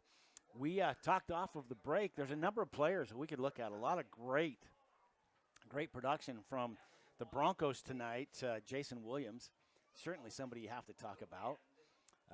Weston, what was Weston's name? I can't remember. Weston Layton, sorry. He certainly in that first half, we said his name a lot. A couple times in the second half, too. The whole defense. Yeah, no doubt. The quarterback, Cooper, tonight, great night, showing a good arm and a lot of production by him. A lot of players we can talk about, but you said that there was one that you wanted to talk about. Yeah, I wanted to talk about Tanner Ellis. We talked about, you guys probably got tired of hearing his name throughout the night. We kept calling Tanner Ellis's name, and that's because he got the workhorse call tonight.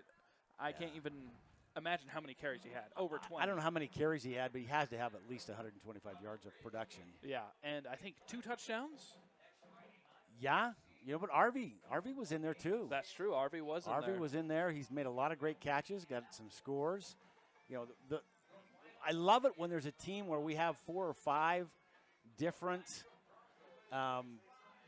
players where we're going, gosh, it's hard to pick and choose who really is the person that should get the IdahoSports.com player of the game. But I think we did come to a consensus. Yes. Yeah. RV had a great, I think, supporting role. Really could have given it to him, but what was your decision, Jesse? Yeah, we eventually decided to give it to Tanner Ellis. Again, just all the yards that he ran and how many times he ran the ball. Tanner Ellis is our Idaho Sports player of the game. Well, congratulations, Tanner. You deserved it. You worked hard tonight. So today's player of the game is brought to you by the Idaho Office of Highway Safety, reminding you to always keep your head in the game. Whether you're on the field or on the road, be in the moment and free from distractions. This has been an IdahoSports.com game stream production of East Idaho Game Night, presented by Project Filter, Valley-Wide Cooperative, and the Idaho Office of Highway Safety. Additional coverage on IdahoSports.com has been brought to you by the Teton Auto Group and Levitt Select here in East Idaho, as well as our power boosters, Conquest Insurance, 21st Century Auto Sales, MVP Rentals, Blaine Robbins Electric, Creta Larson with Silver Creek Realty, and MVP Rentals. Our thanks to all of these fine supporters. This broadcast brought to you by their support, so thanks and please support them. Also, special thanks to the Idaho Falls Tigers and their great hospitality here at Rafton Stadium, as they've just made us feel welcome, even invited us to a tailgate party that we didn't get to go to, darn it. But we're grateful for all of their great hospitality and help in getting this game broadcast to you. Congratulations again to our IdahoSports.com player of the game, presented by the Idaho Office of Highway Safety. Tanner Ellis, you're the man. You're the IdahoSports.com player of the game. Thanks again for joining us as the Blackfoot Broncos have defeated the Idaho Falls Tigers by a final score of 45-29. For my broadcast partner, Jesse Richens. Say hi, Jesse. Hi.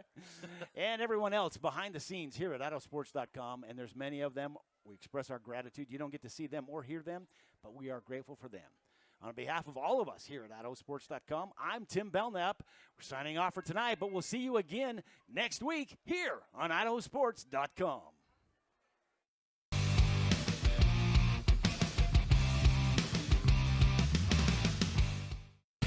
This has been a presentation of IdahoSports.com GameStreams.